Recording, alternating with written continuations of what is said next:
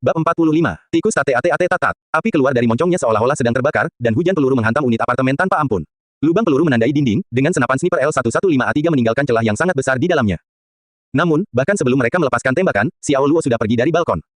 Tanpa bantuan sensor termal, senapan sniper L-115A3 tidak dapat menunjukkan lokasi pasti Xiao Luo. Marah, naga jahat terus mengarahkan senapannya ke unit apartemen tanpa henti, dan dampak kuat dari peluru penembak jitu membuat dinding unit tersebut berlubang. Seiring dengan kerusakan yang disebabkan oleh peluru mortir sebelumnya, seluruh bangunan mulai runtuh dan tampak diambang kehancuran ketika asap memenuhi udara. Itu adalah pemandangan yang mengerikan dengan peluru beterbangan, senjata menderu, dan asap tebal menggantung di dalam ruangan udara. Butuh waktu 5 menit sebelum tembakan perlahan berhenti, dan semua anggota korps tentara bayaran Hunsa tetap berada di balik perlindungan, menatap ke dalam gedung yang hancur di depan mereka dengan hanya satu pertanyaan di benak mereka, apakah orang itu hidup atau mati? Maju kawan, bersamaku. Skull memimpin, mengumpulkan anak buahnya dengan liar keluar dari gerbang. Hunsa keluar dari jeepnya, mengunyah cerutu di mulutnya, tapi saat dia melangkah keluar, intuisinya mengirimkan sinyal yang mengkhawatirkan ke kepalanya. Dia segera melihat ke atas dan mengamati jendela, apa itu? Dia melihat apa yang tampak seperti moncong di lantai paling atas gedung, dan moncong itu mengarah langsung ke arahnya. Tepat pada saat itu, sebuah tembakan dilepaskan. Mata Hunsa melebar sementara pupil matanya tiba-tiba menyempit. Di saat kritis ini, dia segera menoleh ke samping. Peluru berkekuatan tinggi itu bersiul melewati telinga kiri Hunsa, terlalu dekat sehingga tidak nyaman, dan menabrak sisi jeep, membuat lubang bersih di dalamnya. Sudut mata Hunsa bergerak-gerak gugup, dan tatapan mata jahatnya mengikuti lintasan tembakan hingga ke atap gedung di mana seorang pria berdiri memegang senapan sniper di satu tangan dan menggendong seorang wanita di bahu kirinya. Sebagian tertutup oleh asap, dia tampak gigih, seperti dewa perang. Dragon tersadar dari linglungnya dan segera mengarahkan senapan sniper L-115A3 miliknya ke sosok di atap. Brengsek, pergilah ke neraka. Dia mengutuk. Dia menarik pelatuknya, dan peluru dari senapannya melesat seperti binatang buas yang tidak terikat, melaju ke arah Xiao Luo, berniat untuk membunuhnya. Sambil menggendong Sarah di pundaknya, Xiao Luo melompat lebih dari 10 meter ke udara, mendarat di atap bangunan tempat tinggal lain, dan kemudian melakukan beberapa lompatan berturut-turut, sebelum menghilang dari pandangan mereka.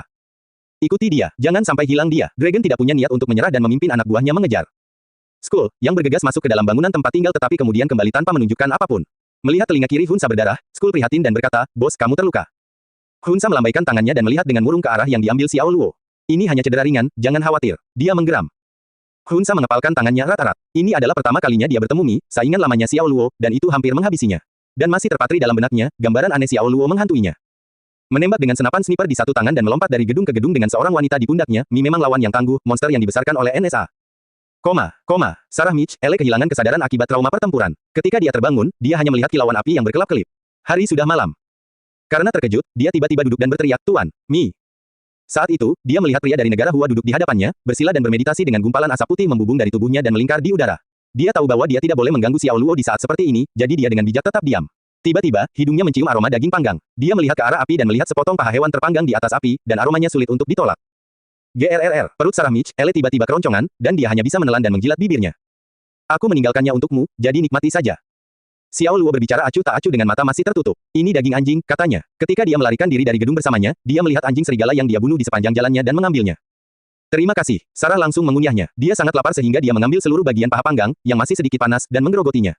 Saat dia menelan, dia melihat sekeliling dan memperhatikan bahwa mereka berada di daerah perbukitan, dan ada sebuah jeep militer di sampingnya. Dia tampak terkejut dan berkata, "Apakah kita sudah meninggalkan kota Brule?" Xiao Luo menanggapinya dengan sedikit anggukan. "Bagaimana kita pergi?" dia bertanya. "Dengan berenang menyeberangi sungai." "Maaf, Tuan Mi, maksud Anda berenang menyeberangi sungai bersama saya?" Sarah hampir tidak percaya itu. Bukan saja dia bukan seorang perenang, tetapi dia juga tidak sadarkan diri pada saat itu, jadi dia tidak bisa membayangkan bagaimana Xiao Luo bisa melakukan itu. Xiao Luo tidak bisa memberitahunya bahwa dia ditempatkan di tempat sampah kedap udara, jadi dia memutuskan untuk diam tentang hal itu. Apa yang dia pikirkan sekarang adalah tembakan yang dia tembakkan ke arah Hunsa pada hari sebelumnya. Kenapa dia melewatkannya? Apakah karena kurang akuratnya karena dia ditembak dengan satu tangan? Saat itu, Sarah mendekatinya, dan mata birunya menatap tajam ke bagian atas tubuhnya, dan dia hanya mengenakan tank top. "Tan, Mi, aku dengan jelas melihatmu tertembak. Kenapa tidak ada tanda-tanda tembakan?" "Kamu mungkin salah." Xiao Luo membuka matanya, menarik diri dari keadaan meditasi, dan berdiri, lalu berjalan ke mobil untuk mengambil jaket kamuflase baru untuk dikenakan. Apakah dia melakukan kesalahan? Bagaimana mungkin? Saat punggungnya dibalik, dia masih mencium bau darah, tapi kenapa tidak ada luka? Sarah sangat bingung, dan dia merasa pria dari negara Hua ini sangat misterius. Mampu menggendongnya dan bertahan di bawah tembakan keras tentara bayaran sungguh sulit dipercaya. Tampaknya selama dia ada di sana, dia tidak akan pernah berada dalam bahaya. "Tan, Mi, apakah semua prajurit dari negara Hua sekuat kamu? Jika Anda punya waktu, datanglah ke negara saya dan temukan sendiri jawabannya." Xiao Luo menyampirkan sabuk amunisi ke tubuhnya, bersama dengan pisau pendek dan senjata pribadinya. "Seharusnya aman di sini. Aku akan kembali ke kota Brule, jadi kamu diam saja di sini. Jika Anda takut, sembunyi saja di dalam mobil dan kunci pintunya. Aku akan segera kembali, oke?" "Apakah kamu akan membunuh Hunsa?" Sarah bertanya. Xiao Luo memelototinya. "Tentu," katanya. "Tan, Mi, hati-hati. Tuhan memberkati," kata Sarah. Meskipun dia tidak tahu kebencian macam apa antara Xiao Luo dan Hunsa, dia tahu sama sekali tidak ada cara untuk menghentikan Xiao Luo. Xiao Luo tersenyum padanya sambil menyesuaikan pandangan pada senapan snipernya dan tidak mengatakan apa-apa. Itu adalah malam tanpa bintang, gelap gulita, waktu yang tepat untuk memburu mangsanya. Di bawah tabir malam yang gelap, Xiao Luo bergerak seperti bayangan, diam-diam berjalan di jalanan Brule. Ini saatnya mengakhiri perseteruan antara Hunsa dan dirinya sendiri malam ini juga. Sudah waktunya bagi Hunsa untuk membayar semua yang telah dia lakukan padanya. Berkeliling kota Brule, orang hampir bisa merasakan suasana sedih yang seolah mencerminkan antisipasi pembantaian yang akan segera terjadi. Di bawah langit gelap gulita yang tak berbatas, tampak seperti malam yang seolah-olah diselimuti tinta hitam tebal. Mungkin ada beberapa bintang, tapi semuanya terhalang oleh asap dari pertempuran yang sedang berlangsung. Brule berada dalam keadaan terpencil, dan keheningan yang terjadi kemudian memberikan perasaan menakutkan bahwa suatu kekuatan tak terlihat telah menekan semua makhluk hidup. Setelah mencari di kota sepanjang hari, kelompok tentara bayaran Hunsa telah kembali ke markas mereka untuk beristirahat. Bos, mungkinkah mereka sudah meninggalkan Brule? Kulou berbicara sambil meletakkan kedua tangannya di punggung dan menatap kotak pasir sementara Hunsa mengerutkan kening sambil berpikir keras. Dia menunggu jawaban, lalu melanjutkan ketika dia tidak mendengar jawaban apapun. Kami memiliki selusin anjing pemburu, dan mereka telah mencari di seluruh Brule hari ini. Bahkan seekor lalat pun tidak bisa lepas dari hidungnya, tapi jejaknya masih belum kami temukan, jadi saya curiga mereka sudah pergi, ujarnya. Itu tidak mungkin, itu tertembak. Tidak mungkin dia bisa melarikan diri dari hadapan kita, apalagi melarikan diri dengan seorang wanita, si Elong menyela. Seseorang yang tertembak senapan L115A3 akan menjadi lumpuh parah. Jika Mi tertembak, tidak mungkin dia bisa tetap utuh, dan sangat mustahil baginya untuk melarikan diri dari kita. Lagi pula, dia membawa Sarah Mitch Ele bersamanya, kata Kulou sambil menganalisis situasi dengan tenang. Si Elong tidak bisa membantah alasannya. Dari pemahamannya tentang senapan L115A3, dia sangat yakin Mi tertembak. Namun, dia tidak mengerti mengapa Mi bisa lolos atau selamat dari ini. Ketika dia mengingat bagaimana Mi menghancurkan sensor panas dan bagaimana dia membiarkannya pergi, dia sangat marah. Bagaimanapun, saya pasti telah menembaknya. Kulou, jangan meragukan keahlian menembakku, balasnya. Saya tidak meragukan hal itu. Saya hanya menganalisis situasinya. Mi memang lawan yang tangguh. Kulou menjawab dengan serius. Hunsa tetap diam sepanjang percakapan saat matanya yang licik mengamati malam di baliknya. Baik si Elong dan Kulou memperhatikan perilakunya yang tidak biasa dan menghentikan pertengkaran mereka. Bos, apa yang terjadi? Si Elong bertanya, terlalu sepi. Hunsa memejamkan matanya sambil mencoba fokus pada sesuatu, lalu dia menghela nafas panjang. Ada yang tidak beres malam ini, terlalu sepi. Dia membalas. Kulou juga merasakan ada yang aneh, dan dia segera mengambil interkom untuk memperingatkan anak buahnya yang sedang berpatroli di sekeliling. Kulou memanggil vampir, tanggapi pesan ini jika kamu mendengarku, tanggapi ini. Tidak ada jawaban, hanya keheningan yang terdengar melalui interkom. Kulou panik dan langsung bereaksi dengan segera menghubungi pria lain, namun tidak ada satupun yang merespon. Hunsa tanpa ekspresi saat dia menghentikan Kulou. Anda tidak perlu terus mencoba. Mereka semua mungkin sudah mati. Dia berkata. Mati, baik Kulou maupun si Elong saling memandang dengan bingung dan sedikit bingung saat mereka mendengarkan kata-kata Hunsa. Bagaimana rakyatnya bisa mati? Mungkinkah Mi sudah kembali? Saat mereka merenungkan apa yang dikatakan Hunsa, mereka merasakan sedikit gerakan di pintu masuk utama. Kedua pasang mata dengan cepat terayun ke arah itu. Dalam keadaan kaget, mereka menatap lurus ke arah si penyusup. Seorang pria berseragam kamuflase berdiri di depan mereka sekitar 20 meter jauhnya. Bahaya menghadang mereka, menandakan bahwa apa yang baru saja dikatakan Hunsa adalah benar. Orang-orang mereka yang sedang berpatroli sudah tewas. Penyusup itu memiliki wajah cerah dengan sepasang mata tajam tanpa ampun. Dia berdiri di depan mereka, tampak seperti iblis yang haus darah sambil memegang belati yang berlumuran darah di tangannya. Hah, Mi, mata si Elong dan Kulou melebar karena terkejut dengan kembalinya Xiao Luo yang tak terduga. Dua tentara bayaran mereka langsung bereaksi dalam hitungan detik saat mereka mengarahkan senjata untuk menembak. Tapi Xiao Luo lebih cepat. Sebelum jari-jari mereka menarik pelatuknya, dua bilah baja melesat di udara melintasi ruangan dengan kecepatan kilat.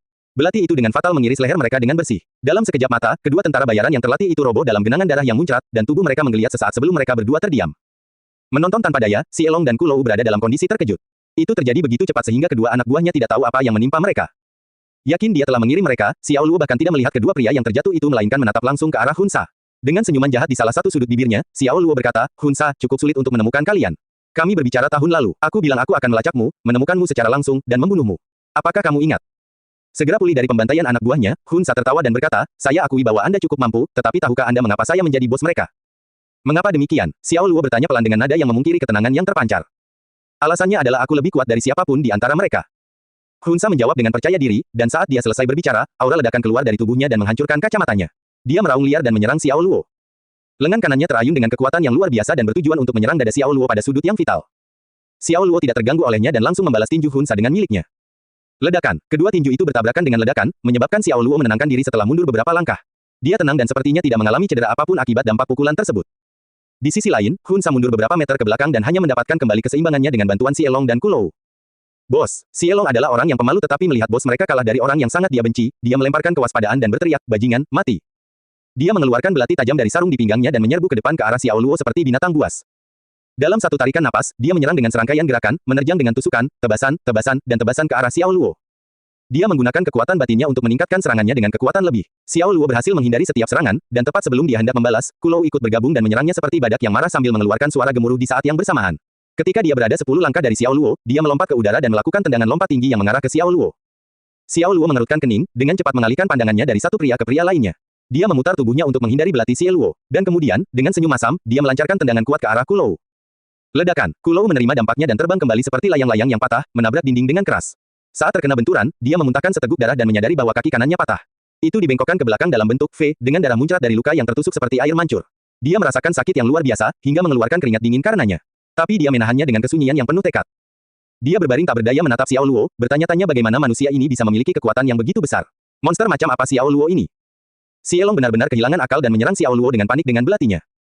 Tapi dia kalah dalam pertarungan saat Xiao Luo mendaratkan telapak tangannya di dadanya, melepaskan serangan bertenaga tsunami ke arahnya. Xielong terbang mundur sambil memuntahkan darah dalam prosesnya dan mendengar tulangnya retak saat tubuhnya jatuh dengan keras ke tanah. Darah mengalir dari hidung dan mulut ke tenggorokannya hingga membuatnya tersedak, dan dia mulai batuk darah sambil terengah-engah. Belatinya telah terbang dari tangannya dengan benturan yang sangat keras hingga pecah berkeping-keping. Dasar brengsek, aku akan membunuhmu. Sebuah suara kasar dan penuh dendam berteriak dengan keras. Xiao Luo menoleh ke arah suara itu dan melihat tubuh Hun Sa tumbuh seperti balon yang mengembang saat dipompa. Setelan congsam hitam yang dia kenakan tercabik-cabik saat tubuhnya semakin besar. Tubuhnya yang berubah menjadi lebih berotot, dan tinggi badannya juga melonjak. Di bawah cahaya, bayangan menakutkannya terus bertambah panjang dan ukurannya. Xiao Luo kaget, tidak ada catatan gaya bela diri Hun Sa yang terdaftar di sistem. Di tempat Hun Sa tadi berdiri, kini muncul sesosok manusia binatang ganas yang mengerikan. Hun Sa telah bermetamorfosis menjadi monster ini, dengan beberapa sobekan pakaiannya masih menempel di tubuh monsternya. Tingginya 3 meter, dan seluruh tubuh serta wajahnya menonjol dengan otot. Wajah monster itu penuh dengan simpul otot, dan matanya tenggelam jauh ke dalam rongganya. Mulutnya menjadi 2 kali lipat ukuran aslinya, dan ada banyak lendir menjijikkan yang menetes dari hidungnya. Kukunya yang memanjang dan runcing tampak seperti belati yang tertancap di tangannya. Siapa sangka makhluk ini adalah Hun Sa, ketua kelompok tentara bayaran. Karena dia telah berubah menjadi wujud iblis yang mengerikan ini. Bos, Xie Luo dan Kulou tampak sangat ketakutan saat mereka menahan napas dengan mata terbelalak ketakutan. Ini bukan pertama kalinya mereka melihat transformasinya, beberapa tahun yang lalu, mereka melihat untuk pertama kalinya ketika Hun Sa, dalam wujud iblisnya, menjatuhkan siapapun yang menghalangi jalannya di medan perang di Afrika Timur. Kenangan akan kejadian mengerikan itu masih terngiang-ngiang di benak mereka, dan apa yang mereka ingat membuat mereka takut. Brengsek, apakah menurutmu kamu tidak terkalahkan setelah mempelajari kungfu murahan? Aku akan mencabik-cabikmu sekarang juga. Hun Sa berteriak pada Xiao Luo sambil menatap ke arahnya, dan suaranya yang keras menusuk dan memekakkan telinga. Manusia binatang itu kemudian melangkah ke arah Xiao Luo dengan agresif seperti gunung, dan tanah berguncang dengan setiap langkah berat yang diambilnya. Melihat Hun Sa mendekat, Xiao Luo berlari ke depan dan terbang di udara untuk melakukan serangan Flying Dragon Palm. Menggunakan kekuatan batinnya untuk meningkatkan kekuatan serangannya, dia memukul telapak tangan kanannya dengan kekuatan yang sangat besar tepat di dahi Hun Sa. Itu cepat dan dieksekusi dengan kejam dan presisi.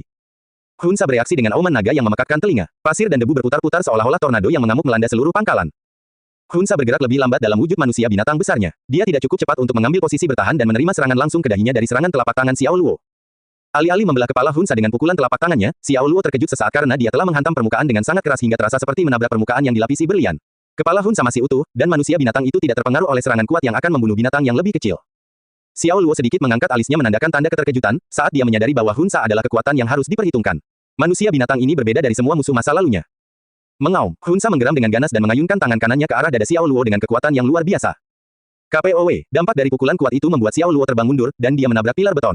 Pilar tersebut patah dan jatuh ke tanah akibat benturan tersebut. Xiao Luo tergeletak di lantai dengan puing-puing berjatuhan di sekelilingnya, dan darah muncrat dari mulutnya.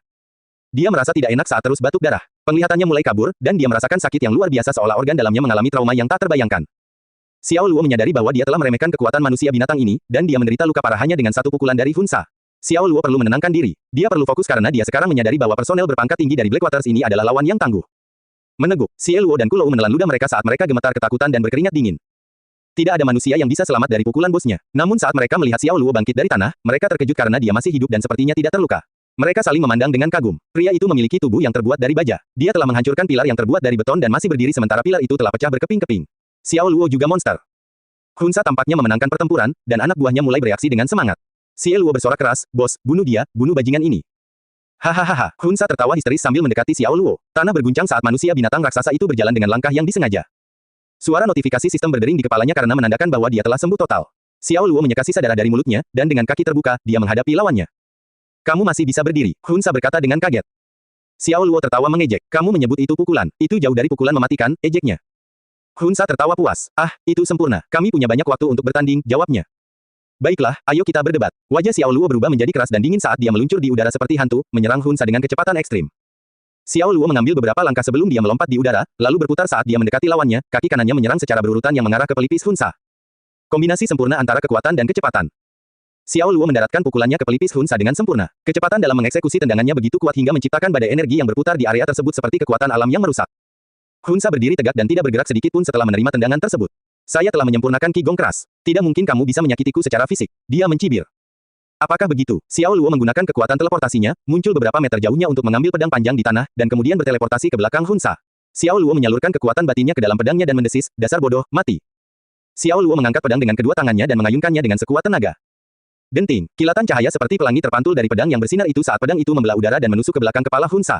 Kekuatan energi yang dilepaskan oleh kekuatan batin Xiao Luo menyebabkan seluruh pangkalan bergetar, diselimuti badai pasir yang berputar-putar dengan gemuruh guntur yang menerjang. Xiao Luo dan Kulou menjadi pucat pasi saat mereka menatap pemandangan di depan mereka.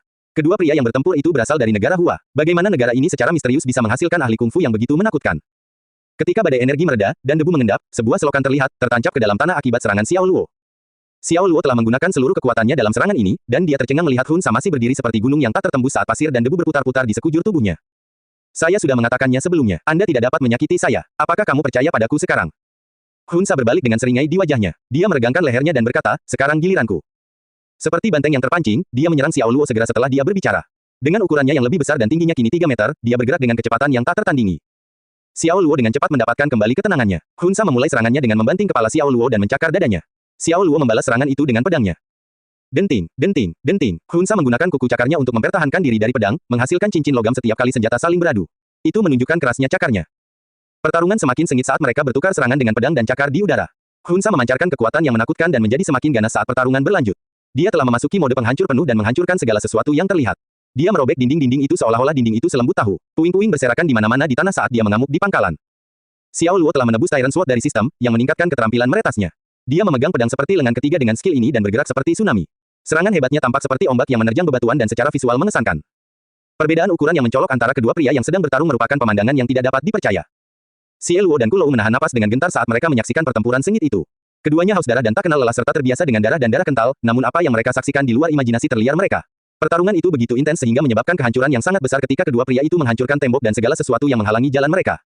Apakah orang-orang ini manusia? Mereka begitu fokus pada pertempuran mereka sehingga mereka sepertinya telah melupakan rasa sakit dari luka mereka. Mereka mati rasa saat mereka menontonnya. Dentang, dentang, dentang. Xiao Luo telah bertukar gerakan dengan Hun Sa yang tampaknya terjadi lebih dari 100 kali. Pedang panjangnya beradu dengan cakar Hun Sa dengan sangat keras sehingga percikan api berterbangan ke seluruh jalur pertarungan. Hun Sa mengeluarkan tawa serak yang menyeramkan sambil membanting cakarnya ke bawah dengan keras. Xiao Luo mencoba memblokir serangan itu dengan pedangnya, tetapi dampaknya mematahkan pedangnya menjadi dua. Saat ini, Hun Sa tampak mendominasi medan perang. KAPOW. Semburan darah kental muncrat dari mulut Xiao Luo, dan dia gemetar. Kemudian dia terlempar dengan keras ke dinding, terbang di udara seperti bola meriam. Dinding itu runtuh karena hantaman kuat itu, meninggalkan lubang raksasa. Badai pasir mengamuk, dan ketika mereda, tumpukan puing dan batu bata telah mengubur Xiao Luo sepenuhnya.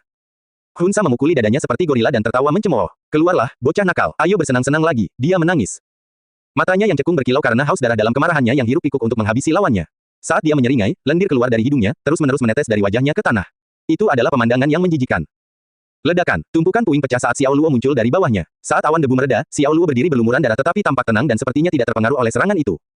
Oh sial, dia masih hidup. Xiao Luo dan Kulou berkeringat dingin saat mereka memandang Xiao Luo dengan kombinasi kekaguman dan keterkejutan, terkesan oleh vitalitasnya yang kuat. Dia tidak diragukan lagi telah melampaui batas manusia dalam menerima luka.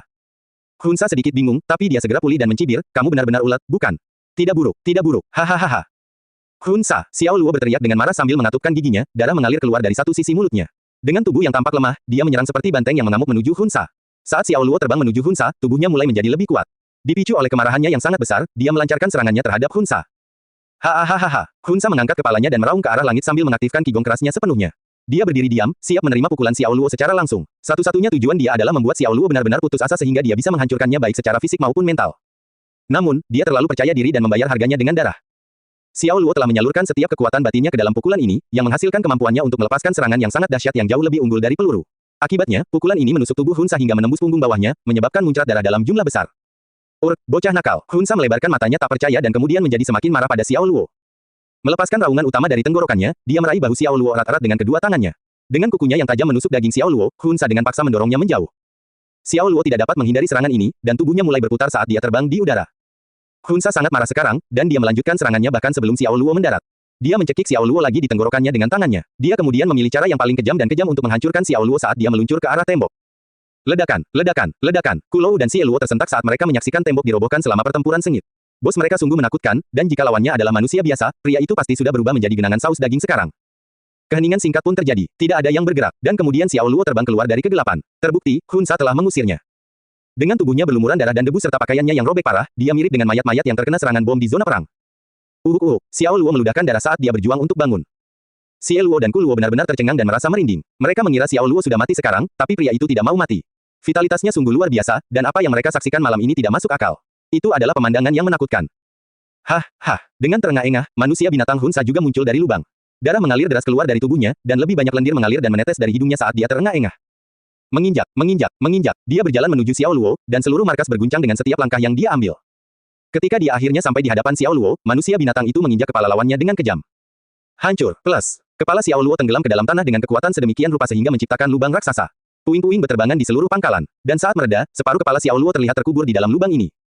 Bocah cilik, apakah kamu mengaku kalah sekarang? Kenapa kamu tidak bicara? Sebaiknya kau buka mulutmu sekarang. Hunsa menginjak Xiao Luo tanpa henti, membuat lubang di tanah semakin besar. Apakah Hunsa akan menginjaknya sampai mati? Kulou dan Xie Luo menahan napas lagi saat mereka melihat bos mereka melakukan tindakan kejamnya. Tiba-tiba, suhu di pangkalan turun hingga titik beku. Orang-orang itu menggigil tak terkendali dan mendengar ledakan tawa setan yang dingin datang dari dalam lubang. Hehehehe, suaranya tajam dan menakutkan, membingungkan semua orang tentang apa yang sedang terjadi. Situasinya tampak aneh. Hunsa menatap Xiao Luo yang berada di bawah kakinya, dan dia secara naluriah merasakan bahaya. Xiao Luo sepertinya berada di ambang kematian lalu mengepalkan tinjunya dan menghantamkannya dengan keras ke kaki Hunsa. Retakan, pukulan itu mematahkan pergelangan kaki Hunsa, dan tulangnya menonjol menembus kulitnya yang berotot dan keras. Darah dalam jumlah besar muncrat dari lukanya, dan kakinya sekarang menyerupai tongkat patah. Apa? Mata Hunsa melebar sambil menatap kaki kanannya yang patah tak percaya. Dia telah menyempurnakan kigong kerasnya, dan bahkan tembakan tidak akan melukainya kecuali dia ditembak dengan senapan sniper berkekuatan tinggi. Apa yang terjadi sekarang? Apakah kakinya patah? Apakah kaki kanannya patah karena pukulan bocah ini? Itu tidak mungkin. Saat Hunsa masih tertegun, Xiao Luo bermanuver keluar dari kaki manusia binatang itu.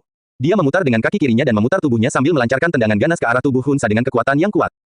KAPOW. Kekuatan energi yang terpancar dari kekuatan serangannya meledak seperti badai petir, dan kali ini tubuh raksasa Hunsa terbang dan menabrak beberapa pilar penyangga yang terbuat dari beton yang mengeras. Dia mendarat dengan keras di dinding di ujung pangkalan tetapi tidak mematahkannya. Sebaliknya, tubuhnya tenggelam ke dinding. Dia telah mencetaknya dengan bentuk manusia, dan retakan seperti jaring laba-laba yang tak terhitung jumlahnya mulai menyebar dari lekukan ini. Baik Xie Luo maupun Kulou menatap pemandangan itu dengan kagum, benar-benar terpana saat mereka kembali mengeluarkan keringat dingin. Siapa yang menyangka bahwa Xiao Luo yang sekarat masih bisa membalas dengan intensitas seperti itu? Melihat melalui awan puing-puing yang mengendap, mereka melihat sosok Xiao Luo tampak gemetar seolah-olah dia akan pingsan dalam waktu dekat. Namun Xiao Luo terlatih-tatih perlahan dan sengaja menuju Hunsa. Meskipun dia tampak seperti akan pingsan kapan saja, mereka mulai merasakan rasa takut merayapi hati mereka karena aura Xiao Luo telah berubah total. Kekerasan, haus darah, destruktif. Pada saat itu, rasanya seperti gerbang neraka telah terbuka dan bau belerang dan kematian yang tajam membayang di udara. Tubuh gemetar dan mata merah darah yang mengancam tidak menyerupai manusia. Tawa iblisnya terdengar menakutkan di malam hari. Dengan wajah berlumuran darah, Xiao Luo tampak menakutkan. Melihat Xiao Luo telah berubah menjadi seperti ini, bahkan Hunsa, yang telah berubah menjadi monster, merasakan hawa dingin yang menusuk di punggungnya. Dia tampak sedikit kagum dan bergumam, bocah ini agak aneh. Detik berikutnya, kedua matanya menyipit dengan marah, dan dia berteriak, terus kenapa? Kamu akan menjadi tumpukan daging cincang di bawah pukulan telaku. Raungannya bergema di seluruh pangkalan, dan terdengar tidak wajar dan serak. Manusia binatang buas Hunsa menyerbu ke arah Xiao Luo dengan kebencian yang sangat besar. Luka tusuk di badannya dan patah pergelangan kaki sepertinya tidak mempengaruhi dirinya sama sekali karena kecepatannya sangat cepat. Dia menyerang Xiao Luo dan bermaksud menjatuhkannya. Hehehehe, dengan tawa yang tidak menyenangkan, Xiao Luo mulai bergerak maju untuk menemui lawannya. Dia tidak hendak mengelak atau mengelak dari serangan Hunsa. Dia berencana untuk bertemu langsung dengannya. Hunsa terkejut dengan tindakan Xiao Luo, tapi dia tersenyum meremehkan. Apakah kamu akhirnya kehilangan akal? Tidak bisakah kamu membedakan kekuatan di antara kita? Bagaimana kamu bisa memilih cara paling konyol untuk menghadapiku? Dia merengut, lalu tiba-tiba, ark. Sebelum dia bisa menyelesaikan apa yang ingin dia katakan, dia malah melolong panjang dan menyakitkan. Dalam sekejap mata, dari jarak beberapa meter, Xiao Luo telah memindahkan dirinya ke arah Hunsa dengan kecepatan tinggi sehingga manusia binatang itu merasa seperti ada kereta yang menabrak dadanya. Hunsa bangga dengan keterampilan kigong keras yang membuatnya hampir tak tertembus. Dia tidak takut dengan peluru biasa, tapi serangan Xiao Luo tiba-tiba membuatnya merasa seluruh organ dalamnya berputar dan hancur di dalam dirinya. Dia batuk seteguk darah kental saat tubuh raksasanya terbang mundur menuju dinding seperti bom meriam. Tubuhnya yang setinggi 3 meter menabrak 4 dinding dan menghancurkannya seolah-olah itu adalah potongan tahu. Bagaimana mungkin ini bisa terjadi? Xie Long dan Kulou membelalak takjub. Mereka menyaksikan ketika dua pria dengan perbedaan ukuran yang sangat besar bertabrakan. Bos mereka, yang bertubuh lebih besar, telah terbang menembus tembok itu. Apa yang sedang terjadi? Apa yang baru saja terjadi di sini? Hehehehe, Xiao Luo terus tertawa dengan cara yang menakutkan sambil dengan cepat berlari, seperti sambaran petir hitam, ke dalam lubang tempat Hunsa berada. Tak lama kemudian, pertempuran sengit pun dimulai. Kedua pria itu bertarung keras, dan medan pertempuran mereka mulai berpindah dari markas. Jejak bangunan yang runtuh menandai jalur kehancurannya saat mereka bertempur di jalanan Brule. Kekuatan energi dan teriakan perang mereka menciptakan suara memekakan telinga yang terdengar di seluruh kota saat kedua musuh bebuyutan ini saling memburu. Saat mereka bertempur, kota itu terasa seperti sedang dilanda badai pasir yang mengamuk. Xie Long dan Kulou tidak dapat melihat apa yang sedang terjadi, tetapi mereka dapat mendengar pertempuran sengit tersebut. Suara yang berasal dari serangan tanpa henti membuat mereka merinding, dan setiap kali mereka mendengar kekuatan serangan, hati mereka melonjak. Xie Long, kamu mau kemana? Situasinya sepertinya tidak menguntungkan bos kita, kita tidak bisa duduk di sini dan mengharapkan keajaiban terjadi, kita perlu melakukan sesuatu untuk bos kita. Xie Long sangat setia pada Hunsa. Dia menahan rasa sakit akibat cederanya dan terlatih-tatih menuju sebuah jeep yang dilengkapi dengan senapan sniper L115A3. Situasi di lapangan seperti yang dia duga. Setelah beberapa menit, langit-langitnya pecah ketika makhluk raksasa jatuh dari atas seperti meteorit. Tanah bergetar, dan lubang besar tercipta karena pendaratannya. Bos, ketika mereka sudah memastikan bahwa itu adalah Hunsa, Kulou berteriak tak terkendali. Dia terperanjat dan bertanya-tanya, apakah dia kalah? Hunsa telah berubah menjadi monster yang begitu ganas. Namun dia masih dikalahkan. Sungguh sulit dipercaya dan tidak bisa diterima. Amukan bos mereka bisa menghancurkan kendaraan lapis baja, jadi bagaimana mungkin dia bisa kalah dari Xiao Luo? Pada saat itu, tawa dingin dan jahat lainnya datang dari Xiao Luo. Kulou menatap ke dalam lubang hitam pekat dan menemukan sepasang mata merah darah balas menatapnya. Mereka menyerupai mata iblis dan tampak sangat menakutkan dalam kegelapan. Berlumuran darah, Hunsa bangkit dengan susah payah. Dia terengah-engah sambil menatap tak percaya pada Xiao Luo, yang muncul dari kegelapan. Bagaimana mungkin ini bisa terjadi? Bukankah Xiao Luo lebih lemah? Bagaimana dia bisa menjadi begitu kuat secara tiba-tiba?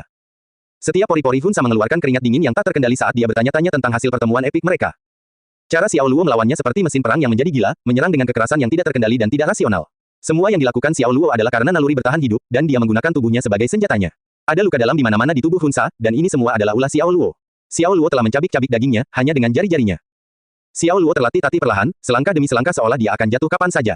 Lengannya terkulai longgar, dan matanya masih merah darah. Wajahnya menunjukkan senyum jahat itu. Xiao Luo juga berlumuran darah, dan pakaiannya robek parah, mencerminkan kesulitan yang sama yang dia alami sekarang. Pemandangan dia saat dia muncul dari jurang mengguncang semua orang yang melihatnya. Hunsa mengepalkan tangannya dan bersiap untuk pertarungan berikutnya. Dasar bocah nakal, dia meraung. Wos, ha, Xiao Luo melompat ke langit seperti sambaran petir dan jatuh seperti dewa petir yang maha kuasa. Ledakan, tanah bergetar, dan lubang tempat Hunsa berada, melebar 2 kali lipat ukurannya. Rasa sakit yang semakin parah yang dirasakan manusia binatang itu membuatnya melolong kesakitan lagi sambil mengeluarkan lebih banyak darah. Xiao Luo telah menendang dadanya dan kemudian menatapnya dengan cemberut mengejek, membuat Hunsa semakin marah.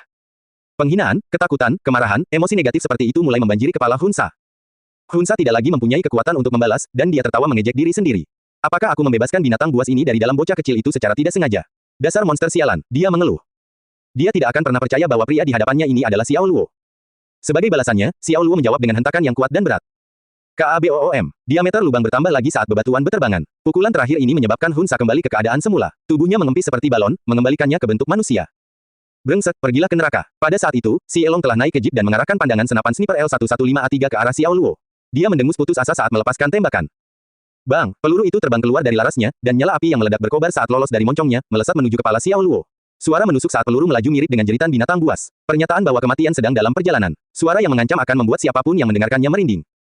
Xiao Luo menundukkan kepalanya ke arah Hunsa, tetapi bereaksi secara naluriah dan mengulurkan tangan untuk memblokir peluru penembak jitu L115A3 yang dapat menembus papan baja setebal belasan sentimeter. Dia membuka telapak tangannya untuk menghentikan peluru yang melaju kencang, dan begitu saja, peluru itu jatuh ke tanah. Dan kemudian, terjadi keheningan. Si Elong, Kulou, dan Hunsa semuanya ternganga karena yang terekam di otak mereka hanyalah suara khas dentingan logam, suara peluru yang jatuh ke tanah. Itu adalah suara yang menembus jiwa ketiga pria yang menyaksikannya, kebingungan dan sangat tidak percaya. Naga jahat dan tengkorak membeku dalam diam, sementara kelopak mata Hunsa sedikit bergetar, dan mereka menatap buruan mereka dengan ekspresi tidak percaya di wajah mereka. Dia tidak lagi menjadi mangsa mereka, dan mereka dipenuhi rasa gentar dan berkeringat dingin. Mie-nya terbuat dari apa? Dia sebenarnya menghentikan peluru dari senapan sniper L115A3 dengan tangan kosong. Ini adalah senapan sniper paling kuat yang digunakan di seluruh dunia. Ia bahkan bisa menembus mobil lapis baja, namun Mi berhasil menghentikan pelurunya hanya dengan menggunakan telapak tangannya. Rasa dingin merambat di punggung mereka, dan bahkan jiwa mereka menggigil. Orang ini bukan manusia. Mereka bertiga memandang Xiao Luo dengan ekspresi ngeri di wajah mereka. Tidak ada kata-kata yang bisa menggambarkan betapa ketakutannya mereka saat itu. Xiao Luo terkekeh, lalu mengangkat tangannya ke atas kepala. Udara bergejolak, lalu berputar ketika kekuatan aneh mulai muncul dari tangannya. Di dekatnya, ada sebuah jeep militer yang beratnya sekitar 2 hingga 3 ton, dan jeep itu mulai berguncang dan bergeser ke arah Xiao Luo. Perlahan-lahan ia mulai bergerak lebih cepat hingga akhirnya terangkat dari tanah dan terbang menuju tangannya. Dalam keterkejutan yang luar biasa, naga jahat melompat dari jeep dan menghentikan kejatuhannya dengan berguling-guling di tanah. Ledakan, suara memekakkan telinga bergema di udara saat Xiao Luo menghantamkan tangannya ke badan baja jeep itu. Itu seperti suara 2 benda logam yang bertabrakan, tapi jeep itu seperti tahu lembut melawan kekuatan Xiao Luo. Kelima jarinya menembus cangkang baja saat dia mencengkeram kendaraan, mundur 4 atau 5 langkah untuk menyeimbangkan dirinya. Kemudian dia mengangkatnya seperti palu baja besar dengan satu tangan dan membantingnya ke arah Hunsa. Hunsa membatu dan gemetar dengan mata terbuka lebar ketakutan. Kigong kerasnya telah patah, dan dia pasti akan mati jika menerima pukulan seperti ini lagi. Tunggu, bisakah kita? Hunsa mulai berkeringat deras dan mencoba untuk keluar dari situasi mengerikan yang dia alami. Ketika dia melihat Xiao Luo perlahan mengangkat jeepnya hanya dengan satu tangan, dia tahu satu-satunya harapannya adalah menarik naluri prajurit Xiao Luo, melepaskan lawan yang kalah dan tidak bisa bertarung lagi. Tapi sambil tertawa mengejek, Xiao Luo membanting jeep itu tanpa menunjukkan belas kasihan sama sekali. Tidak, Hunsa menjerit, namun tak lama kemudian lolongan kesakitannya teredam, terkubur di bawah jeep yang menimpanya dengan keras. Ledakan, jeep itu hancur dan sekarang tidak lebih dari besi tua, dan keempat rodanya hilang. Hunsa terbaring dalam genangan darah setelah hancur berkeping-keping. Tawa jahat keluar dari Xiao Luo saat dia mengambil jeep yang kusut, mengangkatnya, dan kemudian terus membantingnya ke tanah lagi dan lagi. Tanah berguncang dengan serangkaian suara keras. Berbagai bagian jeep tersebut putus dan berserakan. Naga jahat dan tengkorak merasakan kekaguman sekaligus ketakutan yang tak terkendali. Mereka menganggap diri mereka brutal dan kejam, tapi mereka hanyalah kurcaci dibandingkan raksasa seperti Mi, mereka bukan apa-apa. Xiao Luo berhenti setelah menghancurkan jeep itu 5 kali lagi. Menyadari bahwa Xiao Luo sedang menatapnya sekarang, naga jahat panik dan mengumpulkan seluruh kekuatan untuk bangkit dan berlari menuju pintu keluar gudang. Mi adalah iblis, pikirnya, dan satu-satunya pilihan yang dimilikinya adalah menjauh darinya. Seringai kejam terbentuk di wajah Xiao Luo saat dia mengangkat jeep yang hancur itu, yang sekarang tidak lebih dari besi tua, memutarnya, dan menggunakan momentumnya, melemparkannya ke pria yang melarikan diri itu dengan seluruh kekuatan yang dimilikinya. SWOOSH. Tumpukan baja yang hancur itu terbang ke arah naga jahat, dan sesuai dengan sasarannya, ia menabrak naga jahat, mengubahnya menjadi daging cincang seperti Hunsa. Melihat pembantaian tersebut, skeleton menderita gangguan mental dan tiba-tiba mulai menangis dan tertawa pada saat yang bersamaan. Lendir mengalir keluar dari lubang hidungnya, dan air mata mengalir di wajahnya. Tanpa menunggu Xiao Luo mengakhiri hidupnya, dia memasukkan moncong senjatanya ke dalam mulutnya, menarik pelatuknya, dan sebutir peluru menembus kepalanya, segera mengakhiri hidupnya. Hehe. Xiao Luo tertawa terbahak-bahak seolah dia kesurupan dan meninggalkan tempat itu seperti hantu. Tubuhnya mengeluarkan energi yang sangat besar. Di kegelapan malam, dia mengamuk di kota Brule. Dia adalah binatang buas dan tidak dapat dihentikan. Rumah dan bangunan runtuh kemanapun dia pergi, dan bahkan bangunan setinggi 7 atau 8 lantai hancur berkeping-keping saat dia berulang kali menabraknya. Seolah-olah dia sedang melakukan operasi peledakan rekayasa. Ini berlangsung selama 3 jam sebelum dia akhirnya berhasil menggunakan sejumlah besar energi yang keluar dari tubuhnya. Saat itu, tubuh Xiao Luo begitu sakit hingga dia pingsan dan jatuh ke tanah. Tepat sebelum dia menutup matanya, warna merah darah di matanya menghilang, dan kembali normal sekali lagi. Hari sudah siang ketika dia bangun. Xiao Luo memperhatikan bahwa baju yang dia kenakan robek, dan, seandainya rambutnya juga berantakan dan acak-acakan, dia akan terlihat persis seperti seorang pengemis. Dia bisa merasakan sakit di kepalanya setelah dia bangun, dan rasanya seperti ditusuk oleh jarum tajam. Oleh karena itu, ia segera menyilangkan kaki dan mulai bermeditasi menggunakan metode tradisional Yi Jinjing. Pada saat yang sama, dia menggunakan 100.000 poin untuk menyembuhkan semua luka ringan dan besar di tubuhnya. Ketika akhirnya dia membuka matanya lagi, dia mengangkat kepalanya untuk melihat ke langit yang gelap dan tidak jelas. Dia tidak bisa menahan senyum ketika memikirkan semua hal yang terjadi malam sebelumnya. Apakah ini disebabkan oleh Berserk State lagi? Rasanya dia benar-benar kehilangan kendali atas tubuhnya sendiri, dan dia juga mengalami efek sampingnya, berupa sakit kepala parah. Bahkan dengan Yi Jinjing dan menggunakan sistem untuk menyembuhkan dirinya sendiri, dia hanya mampu sedikit menghilangkan rasa sakitnya dan tidak dapat menghilangkannya sepenuhnya. Hal ini membuatnya merasa sangat tidak nyaman, tapi ketika dia memikirkannya, jika dia tidak memasuki keadaan mengamuk tadi malam, dia mungkin tidak akan mampu mengalahkan Hunsa. Saat dia merenungkan pemikiran itu, dia membersihkan debu, bangkit, dan bersiap untuk meninggalkan kota Brule. Kurang lebih 1 jam kemudian, dia sampai di tempat dia meninggalkan kendaraannya. Tapi, yang membuatnya kecewa, selain jejak pertempuran tadi malam, tidak ada lagi yang tersisa. Jeepnya hilang, dan Sarah Mitch, LA juga hilang. Apakah wanita itu mengambil mobilnya dan pergi karena dia mengira aku sudah mati? Xiao Luo mengerutkan alisnya. Sulit baginya untuk berada dalam kondisi pikiran positif. Semua jatah dan pakaiannya ada di dalam kendaraan, dan akan menjadi masalah baginya jika wanita Amerika itu benar-benar mengambil mobil itu dan membawanya pergi. Namun pada saat itu, 7 atau 8 orang tiba-tiba muncul dari semak-semak. Ada yang berkulit putih, ada pula yang berkulit hitam. Mereka semua terlihat sangat berotot dan mengancam tetapi tidak terlihat bermusuhan, dilihat dari raut wajah mereka. Mereka semua mengenakan seragam kamuflase, dan bendera di bahu mereka menunjukkan bahwa mereka adalah orang Amerika. Mereka memegang senapan serbu M4, dan moncongnya diarahkan ke Xiao Luo. Angkat tanganmu ke atas, teriak pria kulit hitam berotot yang tampaknya bertanggung jawab. Xiao Luo mencibir dan berbicara dengan aksen Amerika, kalian pasti tim SEAL. Saya yakin alasan mengapa Anda di sini untuk mengeksfiltrasi Sarah Mitch, LA. Pria kulit hitam berotot itu mengerutkan alisnya dan masih curiga dengan identitas Xiao Luo. Xiao Luo tersenyum dan berkata, saya memiliki misi yang sama persis dengan kalian. Apakah kamu seorang pejuang dari negara Hua? Dia bertanya. Xiao Luo menganggukkan kepalanya dan menjawab, benar. Apa yang kamu miliki untuk membuktikan identitasmu? Pria kulit hitam itu bertanya, memberi Xiao Luo pukulan keras sekali lagi. Xiao Luo tertawa dan menjawab dalam bahasa Mandarin, segera setelah saya mengatakan ini, saya pikir Anda tidak dapat lagi meragukan identitas saya. Hanya karena kamu bisa berbicara dalam bahasa Mandarin bukan berarti kamu berasal dari negara Hua. Memang benar, bisa berbicara dalam bahasa Mandarin tidak berarti saya berasal dari negara Hua, tapi bisa berbicara dengan aksen Mandarin murni seperti ini jelas membuktikan kepada Anda bahwa saya berasal dari negara Hua. Menarik, pria kulit hitam itu tersenyum kecut dan memberi isyarat dengan tangannya. Turun, dia berkata. Orang-orang itu menurunkan senjatanya. Sebagai ketua tim SEAL, pria kulit hitam itu juga fasih berbahasa Mandarin, dan dia tahu bahwa Xiao Luo berbicara dalam bahasa Mandarin murni. Jika dia seorang penipu, tidak peduli seberapa fasih bahasa Mandarin mereka, dia akan mampu mendeteksi anomali dalam aksennya.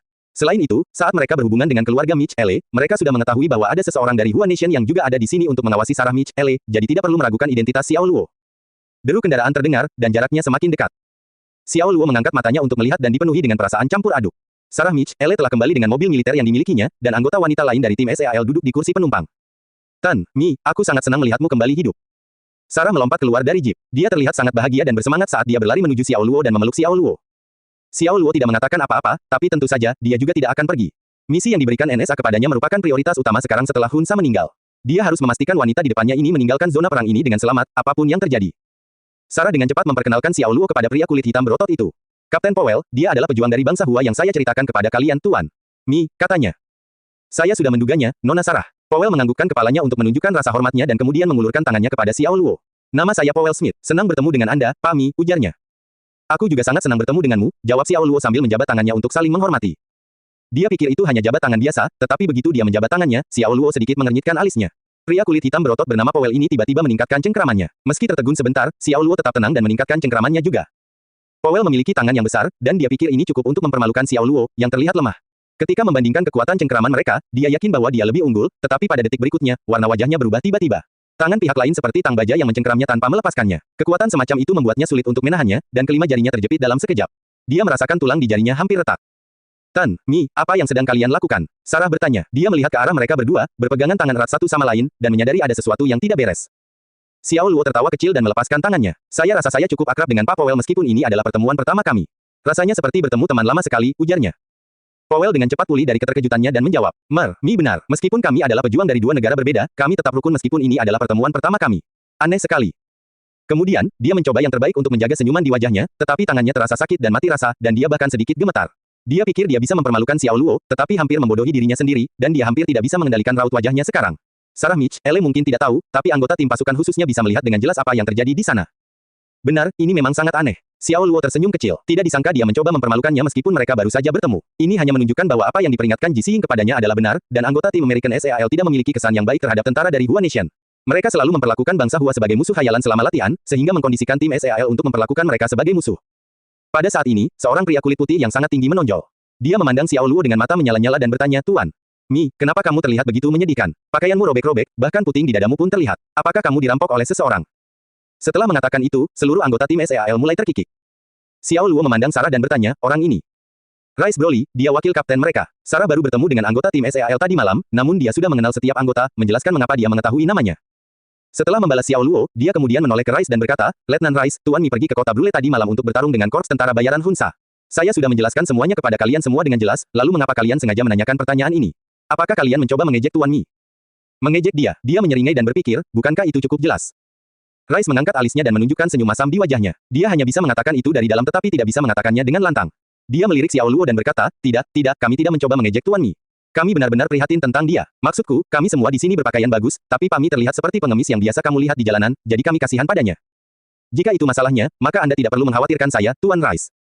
Nada suara Xiao Luo agak dingin. Dia berjalan lurus menuju jeepnya dan mengeluarkan satu set seragam kamuflase baru dari tasnya. Tentu saja, dia tidak akan mengganti celananya di depan mereka semua, tapi sekali lagi, celana itu masih terlihat cukup bagus, seperti celana jeans robek yang bergaya, jadi dia akan tetap memakainya.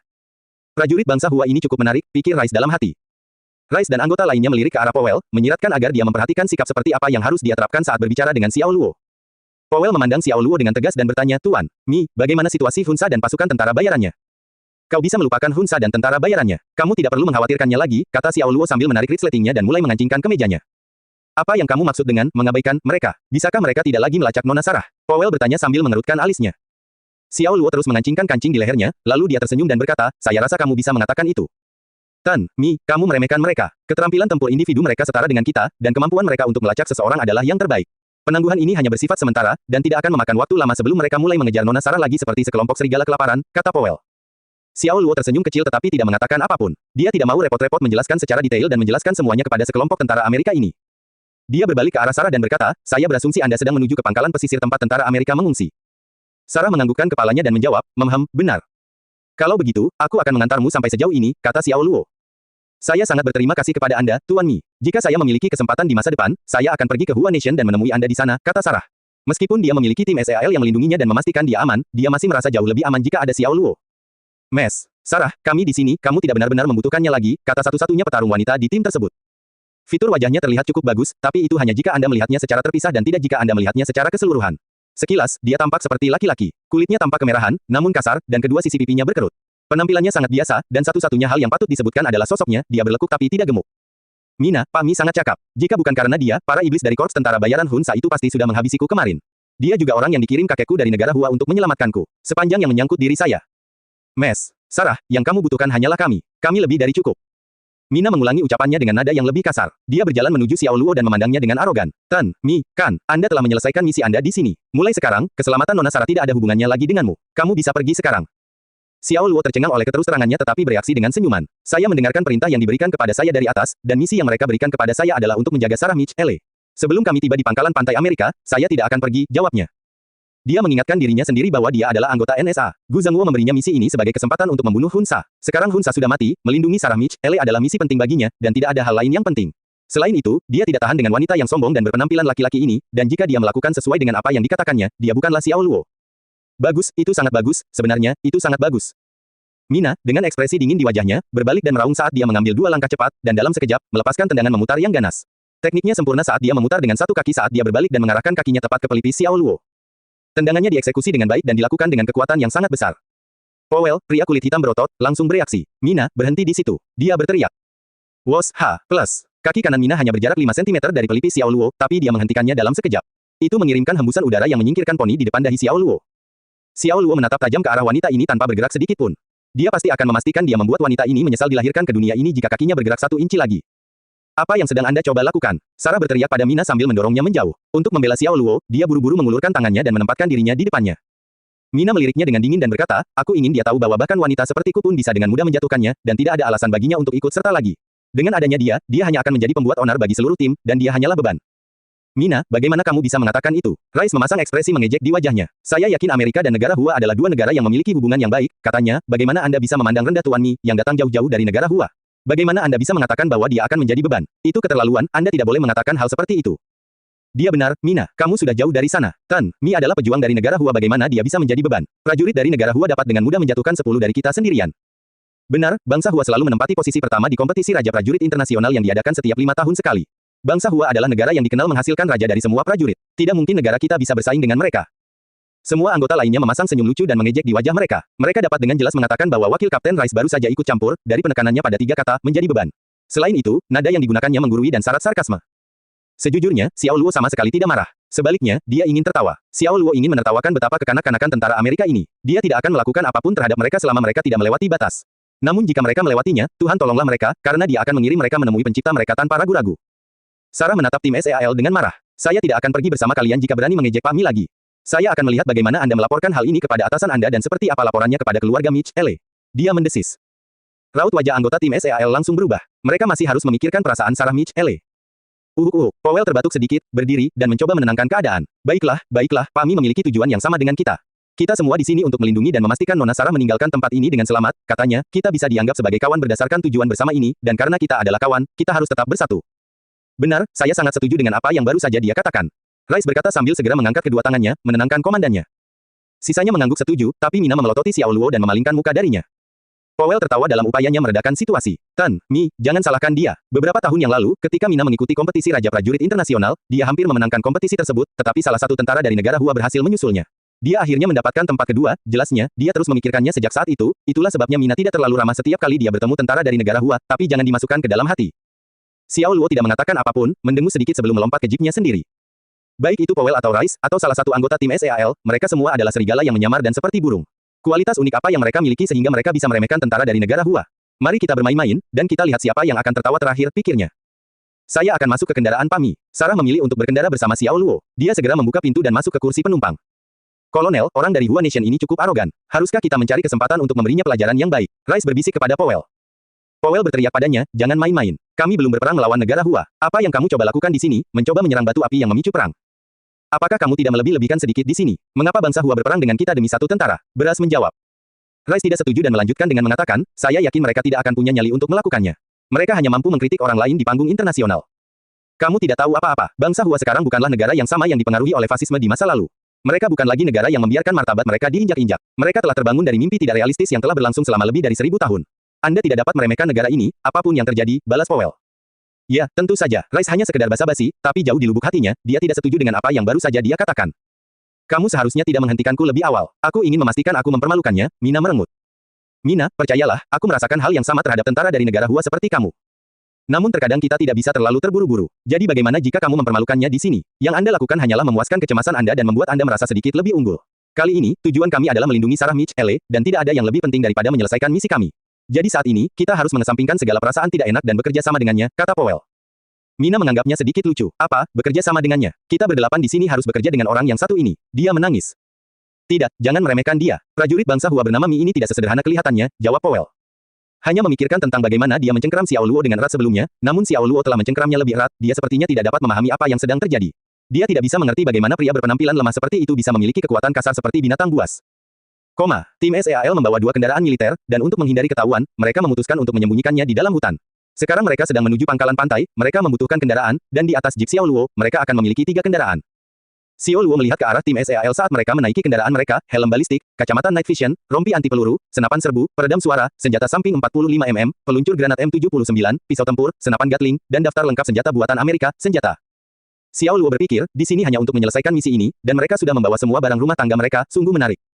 Bersenjata lengkap hanya memberi mereka kesan bahwa mereka telah mempersiapkan diri dengan baik, namun pada kenyataannya, mereka hanya membuat mereka lebih kesulitan untuk bepergian. Situasi di medan perang dapat berubah dengan cepat, dan agar tentara berhasil menyusup ke zona sasaran mereka, persenjataan ringan dan mobilitas adalah faktor yang paling penting. Tan, Mi, kenapa tadi kamu bilang kita bisa mengabaikan Hun Sa dan pasukan tentara bayarannya? Sarah bertanya pada Xiao Luo ketika dia masuk ke dalam mobil, karena dia sudah cukup lama penasaran dengan hal ini. Xiao Luo tertawa puas sambil melihat lurus ke depan saat mengemudi. Mereka semua sudah mati. Apakah menurutmu orang mati masih bisa mencari masalah dengan kita? Dia berkata. Apa? Mereka semua mati. Mata Sarah terbuka lebar karena terkejut, dan dia menatap Xiao Luo dengan ekspresi tidak percaya di wajahnya. Dia yakin Xiao Luo tidak berbohong padanya, dan alasan mengapa Xiao Luo kembali ke kota Brule tadi malam adalah agar dia bisa membunuh Hun Sa. Dia seharusnya sudah melihat ini sejak awal. Sarah sudah mengetahui hal itu ketika dia melihat Xiao Luo kembali hidup-hidup. Hanya saja dia sulit percaya bahwa Xiao Luo benar-benar bisa melakukannya. Korps tentara bayaran Hun Sa yang terkenal kejam dikenal sebagai pasukan terkuat di seluruh medan perang Afrika Timur, namun mereka dikalahkan oleh prajurit bangsa Hua tepat di sebelahnya. Tidak mungkin ada orang yang bisa mempercayai hal ini. Siapa yang benar-benar percaya bahwa hal itu benar? Saat mereka bergegas menuju pangkalan pesisir Amerika, Xiao Luo mengamati bahwa keterampilan tempur tim SEAL sangat bagus. Mereka dengan cepat dapat melihat ladang ranjau, dan yang lebih penting lagi, mereka memiliki detektor ranjau yang dapat mengidentifikasi lokasi ranjau secara akurat, sehingga kendaraan mereka dapat bernavigasi dengan hati-hati di sekitar zona bahaya. Senja mulai turun, dan segera mereka tiba di sebuah desa pegunungan kecil. Asap terlihat di sekitar desa pegunungan kecil. Ketika mereka menoleh, mereka hanya melihat sekitar selusin gubuk yang terbuat dari tanah loes. Hampir tidak ada pepohonan di sekitarnya, yang merupakan tanda jelas adanya penggurunan, yang kemungkinan besar menyebabkan rendahnya kualitas udara dibandingkan faktor lainnya. Daerah itu penuh debu, dan penduduk desa dengan pakaian compang camping berkeliaran di sekitar desa. Ketika mereka melihat sekelompok pejuang bersenjata menerobos masuk, penduduk desa menatap orang-orang asing itu dengan gentar dengan mata terbuka lebar dan gemetar ketakutan. Aku haus sekali. Sungguh menyedihkan betapa sedikitnya air yang bisa mereka sediakan. Seluruh negara ini berubah menjadi gurun. Sungguh ajaib mereka bisa tinggal di sini. Rice berkata dengan kasar. Tenggorokannya kering, dan dia menyeka keringat di dahinya dengan putus asa.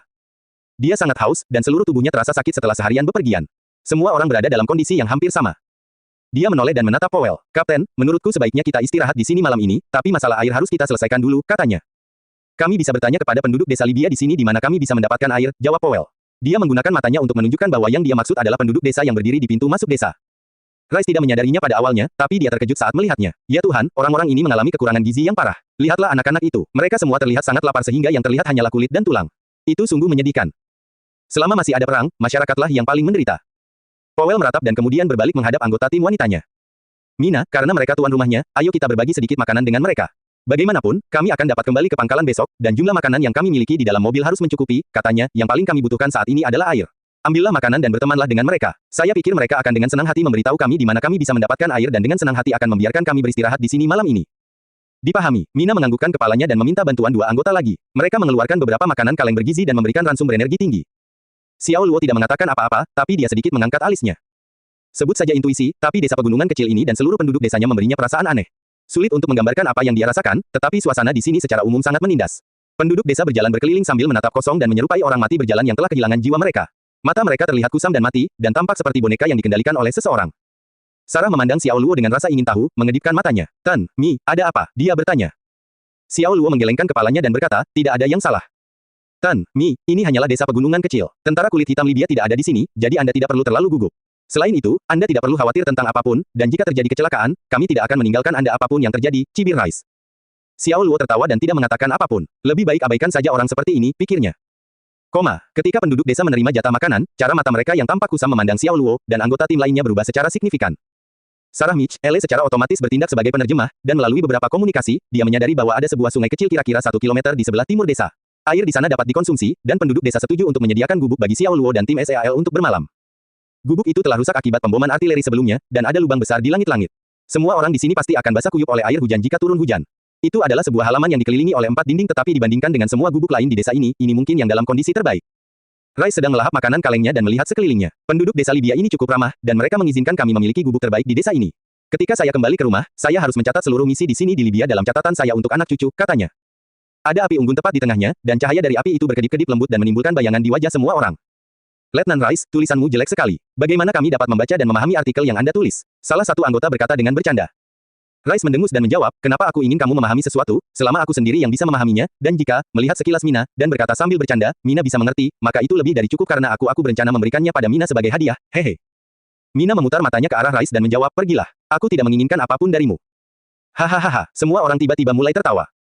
Xiao Luo duduk tepat di sudut tanpa mengucapkan sepatah kata pun. Dia tahu bahwa tentara Amerika ini berusaha menghilangkan stres mereka. Ini adalah metode unik untuk mengurangi stres, dan dia tidak menutup kemungkinan bahwa Rice mungkin menyukai Mina.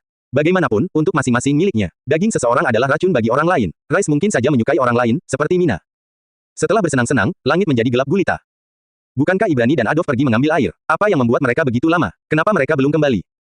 Powell, pria kulit hitam berotot, mengerutkan alisnya dan memandang ke langit malam. Dia mempunyai firasat buruk tentang hal ini dan segera berbalik ke arah Rice dan berkata, Rice, bawalah seseorang bersamamu dan carilah orang Ibrani dan Adolf. Kapten, hanya ada sekelompok penduduk desa yang tidak bersenjata di sini. Apa yang bisa terjadi pada mereka? Mari kita tunggu sebentar lagi, saya yakin mereka akan kembali, jawab Rice. Powell memasang ekspresi tegas di wajahnya. Ini adalah zona perang, segalanya mungkin terjadi di sini. Kami sudah kehilangan 2 rekan kami dalam perjalanan ke sini, jadi kami tidak boleh kehilangan orang lagi. Jangan lupa bahwa selain tentara kulit hitam Libya, korps tentara bayaran Hunsa adalah musuh kita juga, geramnya. Ya Pak, Rice menghilangkan sikapnya yang lemah, memanggil satu anggota lagi, mengenakan kacamata penglihatan malam, dan segera keluar. Kapten Powell, Tuan Mi memberitahuku bahwa dia telah menyingkirkan seluruh korps tentara bayaran Hunsa. Sebenarnya kita tidak perlu mengkhawatirkan mereka lagi, Sarah menyela.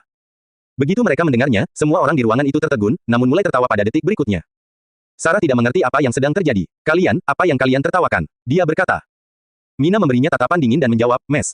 Sarah, bagaimana kamu bisa mempercayai semua yang dikatakan pria dari Hua Nation ini? Baru pagi ini, saya membuatnya sangat ketakutan dengan satu tendangan sehingga dia bahkan tidak bisa bergerak sama sekali. Jika saya ingin membunuhnya saat itu, tidak mungkin dia melakukan apapun untuk melawan. Hanya dia saja, dan dia pikir dia bisa menyingkirkan seluruh korps tentara bayaran Hunsa. Lelucon yang luar biasa. Mereka bilang bangsa Hua punya nilai-nilai yang kaya dan tradisional, jangan bilang kalau nilai tradisional yang mereka punya itu termasuk menyombongkan diri. Haha, kata orang lain. Hahaha, semua orang mulai tertawa bersamanya. Kenapa kalian semua menjadi seperti ini? Tuan Mi sangat kuat, dan dia bahkan. Mes, Sarah, tahukah kamu kenapa dia ingin ikut bersama kita? Izinkan saya memberitahu Anda alasannya. Mina menyela Sarah di tengah pidatonya, menatap Xiao Luo dengan tidak ramah.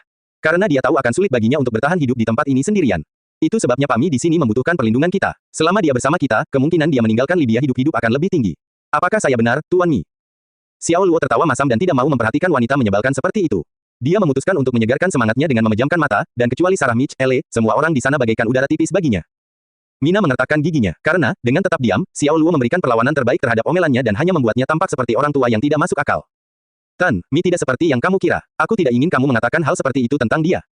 Sarah sangat protektif terhadap Xiao Luo. Bagaimanapun, pria inilah yang menyelamatkan hidupnya. Selain itu, semua orang mungkin tidak mengetahuinya, tapi dia sangat menyadari kemampuan Xiao Luo. Dan mereka mengira Xiao Luo mengikuti mereka karena dia membutuhkan perlindungan mereka itu adalah lelucon terbesar. Mina menatap Xiao Luo dengan ekspresi jijik. Mes, Sarah, orang-orang dari negara Hua sangat licik, terutama para prajurit negara Hua. Aku sudah melihat semuanya, dan mereka hanyalah sekelompok bajingan. Dia berkata. Licik, bajingan. Xiao Luo tidak berencana untuk merendahkan dirinya begitu rendah ke level wanita bodoh ini, tetapi wanita ini telah menghinanya berkali-kali, dan dia tidak tahan lagi untuk hanya duduk diam dan tidak melakukan apapun. Dia berdiri dengan seringai jahat di wajahnya. Kamu Mina, benar. Jadi apa maksudnya, kamu tidur dengan salah satu tentara kami dari negara Hua, dan dia membuangmu seperti sampah setelah cukup bersenang-senang denganmu. Itukah sebabnya Anda memiliki prasangka seperti ini terhadap kami tentara negara Hua? Mata Mina terbuka lebar, dan dia mengepalkan tangannya erat-erat. Apa katamu? Dia mendesis. Bagaimana mungkin kamu tidak mengerti apa yang baru saja aku katakan? Xiao Luo tertawa dingin. Kubilang kamu hanyalah sampah yang dibuang oleh tentara negara Hua kita. Kalau aku tahu siapa prajurit itu atau di mana dia tinggal, aku pasti akan mencarinya dan memarahinya. Apakah dia benar-benar lapar? Bagaimana dia bisa tidur dengan siapapun tanpa melihat terlebih dahulu? Jika dia terjangkit penyakit apapun, bukankah dia akan membawa lebih banyak kerugian bagi rekan-rekan bangsa Hua kita? Bahkan Sarah Mitch, pun terkejut karena dia bisa mengatakan sesuatu yang kasar. Dia tidak pernah membayangkan Xiao Luo akan mengatakan hal seperti itu. Semua anggota tim SEAL lainnya, termasuk Powell, tercengang. Mereka semua mengira prajurit bangsa Hua ini telah melewati batas. Terlebih lagi, mereka tahu sedikit tentang Mina dan mengetahui bahwa dia pernah memiliki seorang tentara negara Hua sebagai pacarnya. Memang benar dia dicampakkan olehnya, jadi dia membenci orang-orang dari negara Hua. Terlebih lagi, kompetisi Raja Prajurit Internasional adalah alasan mendasar lainnya mengapa dia membenci mereka. Mina memiliki temperamen yang buruk, dan setelah mendengar itu, dia langsung meledak. Bagus, sangat bagus, sangat bagus. Kamu telah berhasil membuatku marah, dan kamu harus membayar harga karena membuatku marah. Dia menatap Xiao Luo seperti macan tutul betina, dan detik berikutnya, dia menyerang Xiao Luo. Pergilah ke neraka, dasar bangsa Hua. Dia menjerit.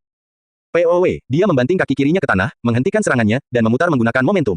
Kaki kanannya membawa kekuatan yang sangat besar, dan melayang di udara, tendangannya mengarah tepat ke kepala Xiao Luo. Kekuatan di balik tendangannya sangat menakutkan. Tidak ada yang seperti wanita dalam eksekusinya, dan eksekusinya sangat kuat, mematikan, dan kuat.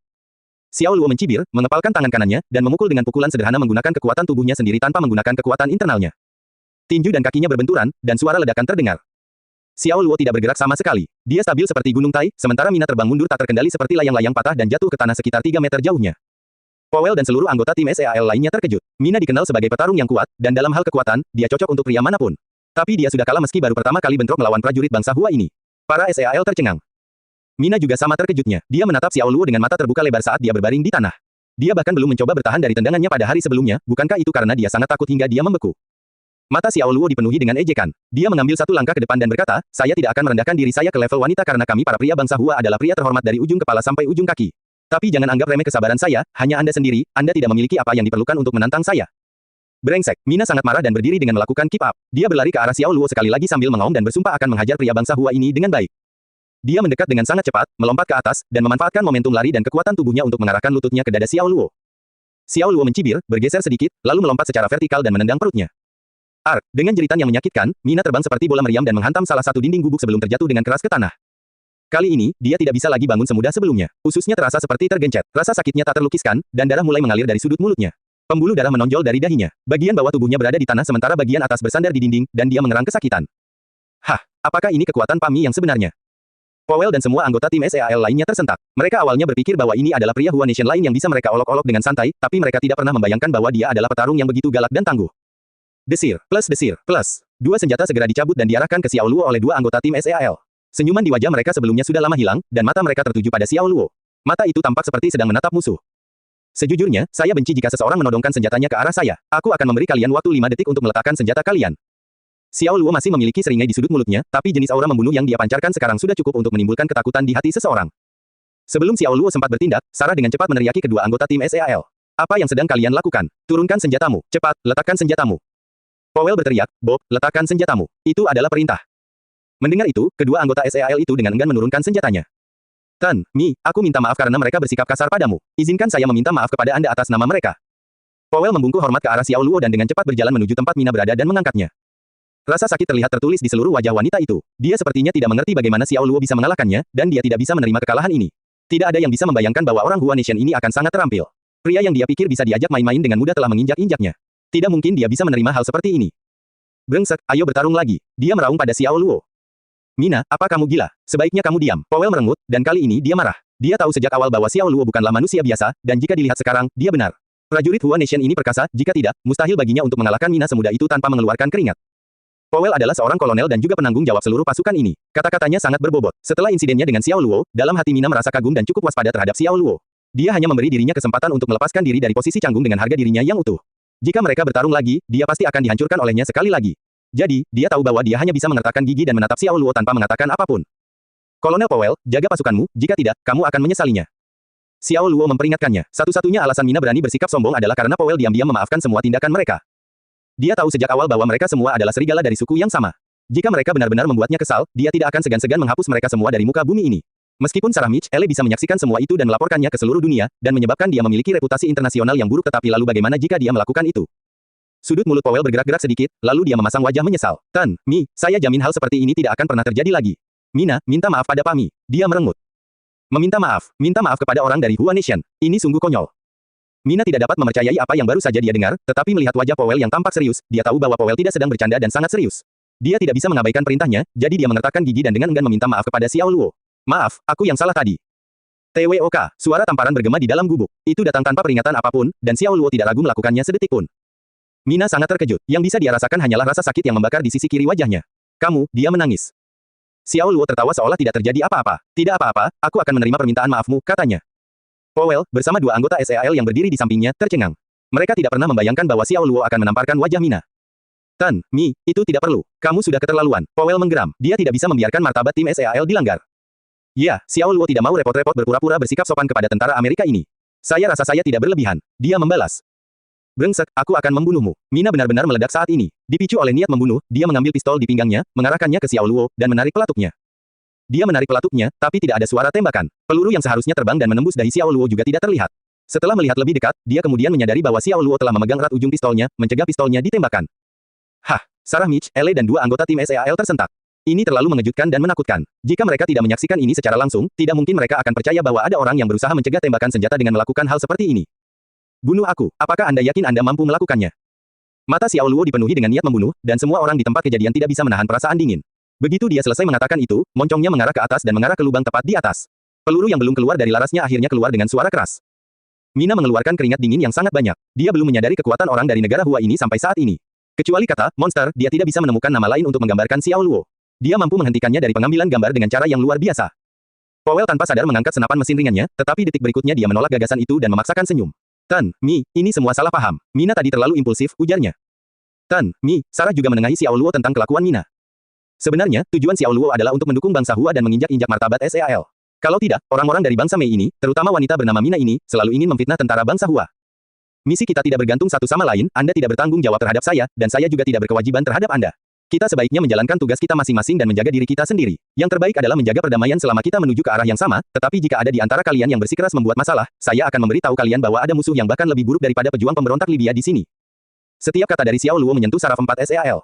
Mereka benar-benar tidak menyangka orang dari bangsa Hua akan begitu dominan, brutal, dan sombong. Hanya karena Mina melecehkannya secara verbal, dia dipukuli dan ditampar wajahnya. Bang, bang, bang, saat itu juga, suara tembakan memecah kesunyian malam. Semua orang di ruangan itu kaget. Apakah Rice dan timnya telah melakukan kontak dengan musuh? Powell merespons dengan cepat dan melambaikan tangannya. Waspadalah, dia menangis. Dengan itu, dia memimpin dan bergegas keluar. Mina dan dua anggota tim lainnya mengikuti dari belakang. Sarah memandang Xiao Luo dan berkata, Tuan, Mi, haruskah kita melihatnya? Xiao Luo mengangguk. Ayo pergi, katanya. Daripada mengandalkan tentara dari negara Mei ini, dia lebih memilih untuk memeriksa sendiri situasi sebenarnya. Malam itu gelap gulita, dalam dan menyedihkan. Mengikuti arah tembakan, Xiao Luo, Powell, dan tim SEAL sampai di lereng Bukit Gundul sekitar 1 mil di luar desa, tempat api unggun dinyalakan. Aroma kuat dari aroma daging panggang tercium di udara dari jarak itu. Baunya enak sekali, ada daging panggang. Sarah menelan ludahnya karena baunya yang begitu menggugah selera hingga dia bahkan lupa dengan suara tembakan. Daging panggang, daging jenis apa itu? Apakah itu daging ternak? Kalau ada ternak, kenapa penduduk desa di sini kurus dan lemah karena kelaparan? Lalu bagaimana dengan suara tembakan? Itu jelas suara tembakan pistol 45 mm produksi bangsa Mei, artinya prajurit bangsa Mei lah yang menarik pelatuknya. Siapa yang mereka coba tembak? Musuh atau penduduk desa di sini? Dahi Xiao Luo berkerut, dan perasaan yang sangat tidak menyenangkan menyelimuti dirinya. Selusin mayat tergeletak di dekat api unggun, semuanya berasal dari desa. Dan Rice dan SEAL lainnya yang melepaskan tembakan. Beras, apa yang terjadi? Mengapa kamu menembak mereka? Powell memandangnya dengan cemas dan bertanya, saya sudah bilang untuk mencari bahasa Ibrani dan Adolf. Di mana mereka? Kata-kata terakhirnya bahkan seperti geraman. Wajah Rice pucat pasi. Dia menunjuk kedua tubuh telanjang yang tergeletak di dekat api unggun dan berkata, bukankah mereka ada di sini? Semua orang melihat lebih dekat dan melihat bahwa kepala mayat-mayat itu hilang. Isi perutnya keluar, dan pahanya juga hilang. Kemudian potongan-potongan daging itu dipanggang di atas api unggun dengan menggunakan tongkat, dan mereka mengetahui bahwa itu adalah potongan-potongan paha manusia yang dipotong-potong. Apakah penduduk desa ini memanggang daging manusia untuk dimakan di sini? Masing-masing dari mereka bergidik dan merasakan hawa dingin merambat di punggung mereka. Rice mengenang dengan ngeri. Ketika saya menemukan mereka, penduduk desa sedang memotong tubuh mereka sepotong demi sepotong, memanggangnya dan memakannya, katanya, penduduk desa membuang kepala mereka ke dalam selokan di sana. Saya tidak pernah menyangka mereka akan menderita kematian tragis seperti ini. Rasa mual muncul dari perut Sarah, dan dia membalikkan badannya dan muntah-muntah hebat. Mengingat bahwa dia mengira itu sangat menggugah selera beberapa saat yang lalu ketika dia mengetahui bahwa daging panggang itu sebenarnya adalah daging manusia, perutnya terus bergejolak, dan dia tidak bisa menahannya. Iblis ini kanibal. Saat dia muntah, dia mencela penduduk desa dengan rasa jijik. Bagaimana mereka bisa melakukan hal seperti itu? Itu sangat tidak manusiawi. Dia menangis. Meskipun Xiao Luo terkejut dengan ketidakmanusiawian kanibalisme, dia pikir itu wajar. Orang yang lapar tidak ada bedanya dengan binatang liar, ujarnya. Firasatnya benar, desa tersebut mempunyai masalah, begitu pula penduduk desa, dan itulah sebabnya dia merasakan suasana aneh menyelimuti desa tersebut. Powell menjadi gila. Bagaimana mungkin penduduk desa yang malang itu bisa membunuh orang Ibrani dan Adolf? Dari mana mereka punya sarananya? Sial. Kapten, kami bahkan tidak mengira penduduk desa ini akan menyerang kami, jawab Rice, mengungkapkan penyebab masalah tersebut. Powell sangat marah. Di mana penduduk desa lainnya? Di mana mereka? Dia merengut. Penduduk desa sudah melarikan diri. Mereka semua duduk-duduk di sini sambil makan. Ketika mereka melihat kami menembak dan membunuh beberapa dari mereka, mereka melarikan diri. Powell meraung dengan amarah yang mematikan. Temukan semuanya, bunuh mereka untuk membalaskan dendam orang Ibrani dan Adolf. Dia memesan. Keenam SEAL mencari penduduk desa seperti orang gila. Dengan kacamata penglihatan malam, mereka seperti predator kucing yang berburu di kegelapan. Penduduk desa yang mengira mereka bersembunyi di malam hari segera ditemukan dan ditembak mati. Setengah jam kemudian, mayat penduduk desa berserakan di tanah. Didorong oleh amarah, para anggota SEAL ini telah menembak mati mereka semua dalam serangkaian eksekusi. Banyak dari mereka yang telah ditembak setidaknya 2 kali, bahkan ada yang mengalami belasan tembakan. Mayat-mayat itu seperti potongan tomat yang terbakar, terlalu hangus dan terkoyak untuk dikenali. Saat Rice memandangi tubuh penduduk desa yang penuh peluru, kelopak matanya bergetar. Ia masih ingat bagaimana warga desa begitu ramah dan akomodatif saat diberi jatah makanan, sungguh ironis. Tapi itu bukan hanya beras, bahkan Powell, Mina, dan 3 anggota SEAL lainnya merasa sulit untuk mengumpulkan akal sehat mereka. Mereka mungkin bisa menerima tindakan kejam dari seseorang yang sekarat karena penyiksaan, tapi mereka tidak akan pernah menerima hal yang tidak manusiawi seperti memakan daging seseorang.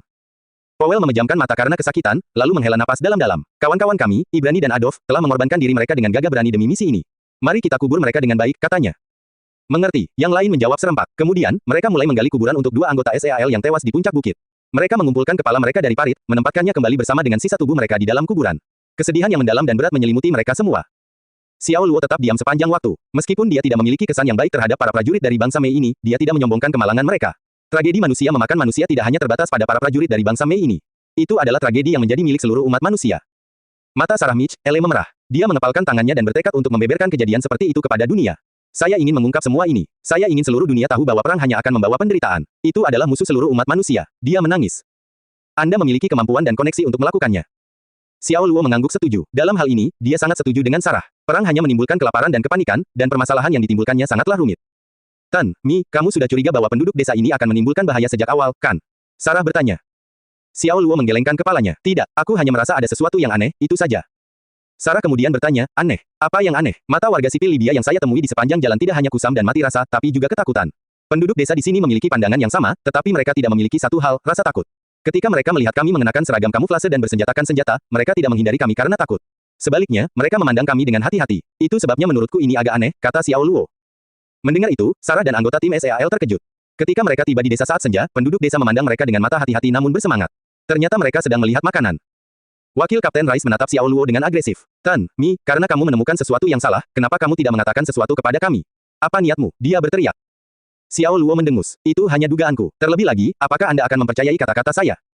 Rice tidak bisa membantah kata-kata Xiao Luo. Memang, mereka meremehkan Xiao Luo sejak dia bergabung. Bahkan jika Xiao Luo mengungkapkan keraguannya pada saat itu, mereka hanya akan menertawakannya karena terlalu berhati-hati. Jangan mengandalkan dia. Dia tidak pernah memperlakukan kami sebagai kawan atau sahabat, kata Mina. Mendengar itu, Xiao Luo hampir tertawa. Dia benar-benar terhibur dengan tuduhan tidak berdasar mereka.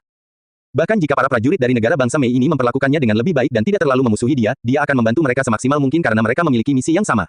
Seperti tragedi yang baru saja mereka alami, ketika dia merasakan ada yang tidak beres dengan penduduk desa tersebut, dengan sendirinya dia akan membantu tentara negara Mei tersebut menghindari mereka. Namun kenyataannya, melihat Mina saja sudah cukup membuatnya ingin muntah. Dia, dan juga SEAL, semuanya adalah burung yang berbulu. Dia sudah cukup bermurah hati untuk tidak mengambil keuntungan dari tragedi tersebut atau memihak penduduk desa untuk menanganinya. Sekarang mereka bahkan memintanya untuk membantu mereka. Apa yang memberi mereka hak melakukan hal itu? Dia bahkan baru saja memukul Mina. Salah satu SEAL berkata dengan marah. Apa, beraninya dia? Ketika Rice mendengar itu, dia langsung bersemangat. Tan, Mi, kamu harus memberiku penjelasan. Kalau tidak, aku akan memberitahumu betapa kuatnya kami SEAL. Dia menyingsingkan lengan bajunya dan meletakkan buku-buku jarinya, sepertinya dia akan memulai perkelahian. Rice, berhentilah terlalu mementingkan dirimu sendiri. Kami adalah bagian dari petugas keamanan. Saat ini, kita perlu bersatu melawan musuh, bukan terlibat dalam perselisihan internal. Powell menggeram.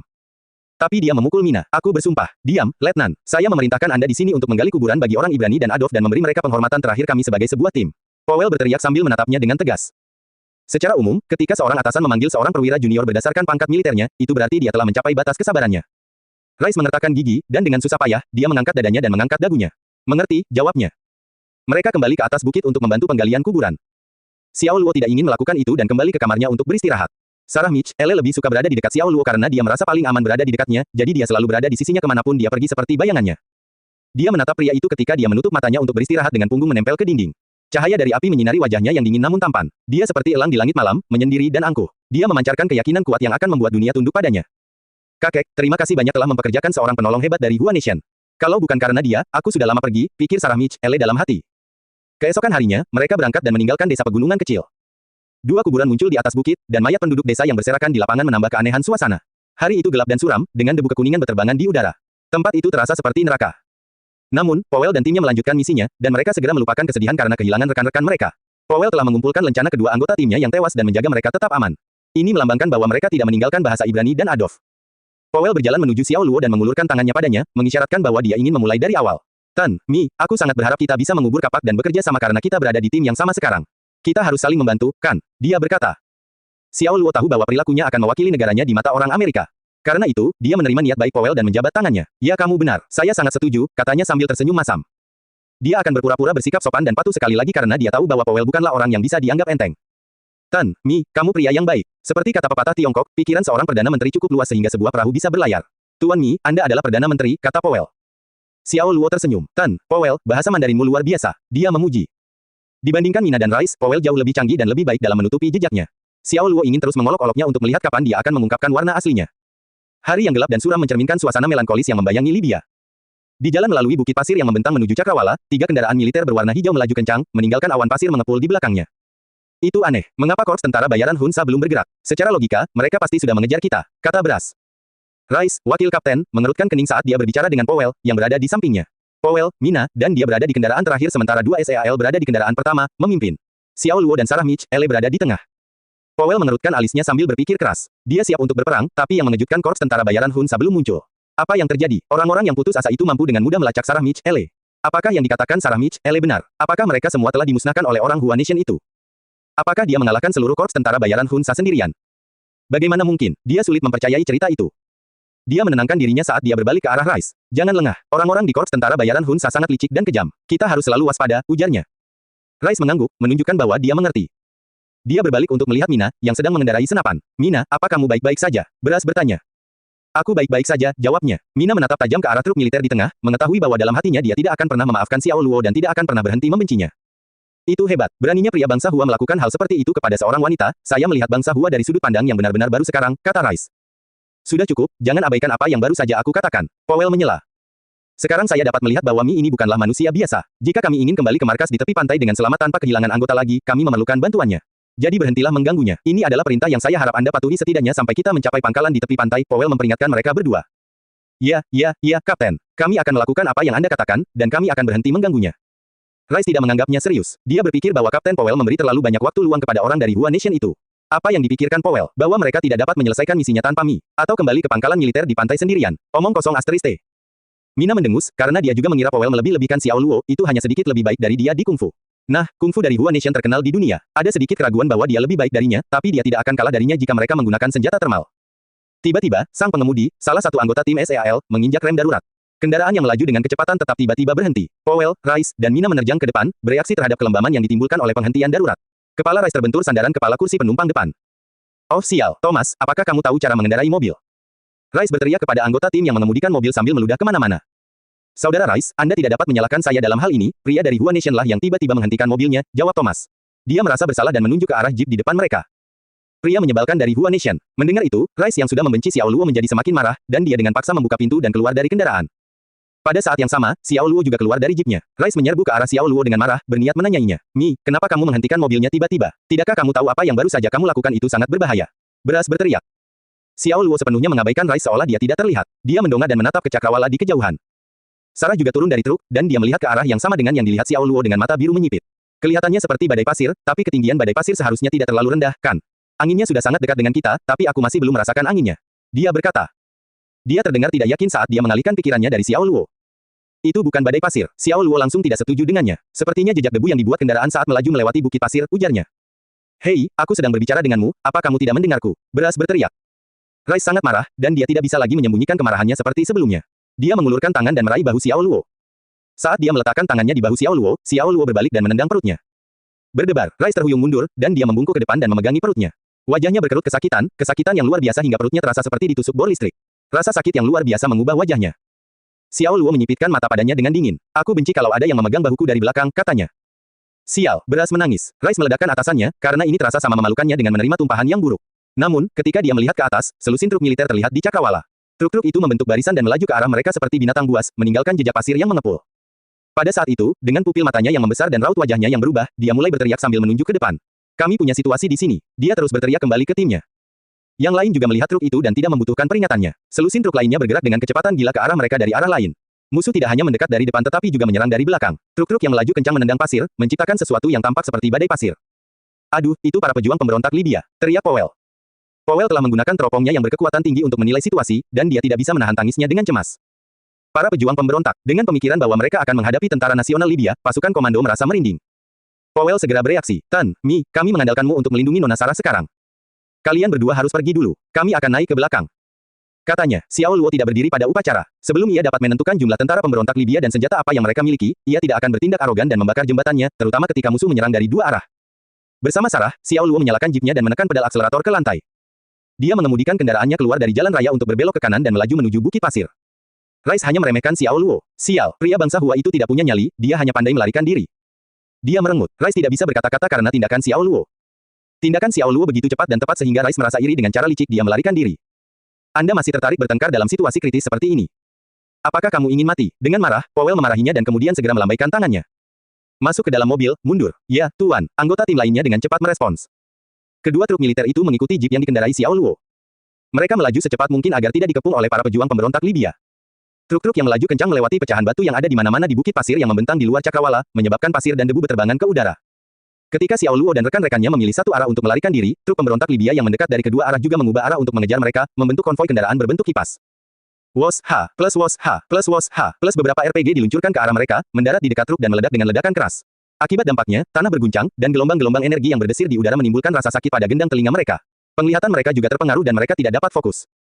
Ledakan, ledakan, ledakan. Pejuang pemberontak Libya menembakkan RPG mereka dan meluncurkan rentetan roket ke arah Xiao Luo dan SEAL sambil mengejar mereka tanpa henti. Truk dan jeep dari kedua belah pihak melaju melintasi medan berpasir. Meskipun bukit-bukit pasir tersebut tampak datar, tanahnya dipenuhi bebatuan dan bergelombang, membuat perjalanan mereka sangat bergelombang, bahkan dengan peredam kejut tugas berat yang dipasang di kendaraan militer tersebut. Bukanlah tugas yang mudah untuk mencapai target bergerak sambil menembakkan RPG. Sebagian besar roket mendarat di dekat 3 kendaraan militer tim penyelamat, namun tidak ada yang mengenai mereka secara langsung. Kepulan asap yang mengepul akibat ledakan dan membubung ke udara menciptakan suasana ketakutan dan kecemasan. Xiao Luo, Powell, dan SEAL berada dalam dilema saat mereka bermanuver melalui medan berbahaya dengan para pemberontak dalam pengejaran. Perjalanan yang bergelombang itu tidak menyenangkan, telinga mereka berdenging karena ledakan, dan pecahan peluru menghantam truk saat mereka melaju melewati bukit pasir. Meskipun jendelanya terbuat dari kaca temperet yang dibuat khusus, jendela tersebut mulai retak setelah terkena pukulan berulang kali. Tan, Mi, aku mau muntah, kata Sarah. Sarah sedang duduk di sebelah Xiao Luo. Perjalanan yang bergelombang membuatnya merasa mual, dan dia sangat ingin muntah. Ayo, kamu bisa muntah dimanapun kamu mau, Xiao Luo menjawab. Xiao Luo tidak punya waktu untuk berbasa-basi, karena setidaknya ada 40 atau 50 truk pemberontak Libya yang sedang mengejar mereka. Mereka berada di gurun, dan tidak ada tempat untuk berlindung. Tidak peduli seberapa kuatnya dia, mustahil untuk menghadapi semua pemberontak di lingkungan terbuka seperti itu. Dia hanya bisa mencoba melarikan diri pada tahap ini dan menemukan lokasi di mana dia bisa menerapkan keterampilan bertarungnya. Lalu, tanpa peringatan apapun, Sarah Michelle langsung muntah padanya. Wajah Xiao Luo mengeras. Dia berbalik dan memberinya tatapan kotor seolah mengatakan, ada begitu banyak ruang di sekitar kursi penumpang depan, jadi mengapa kamu muntah padaku? Apakah Anda secara membabi buta melakukan apapun yang saya minta?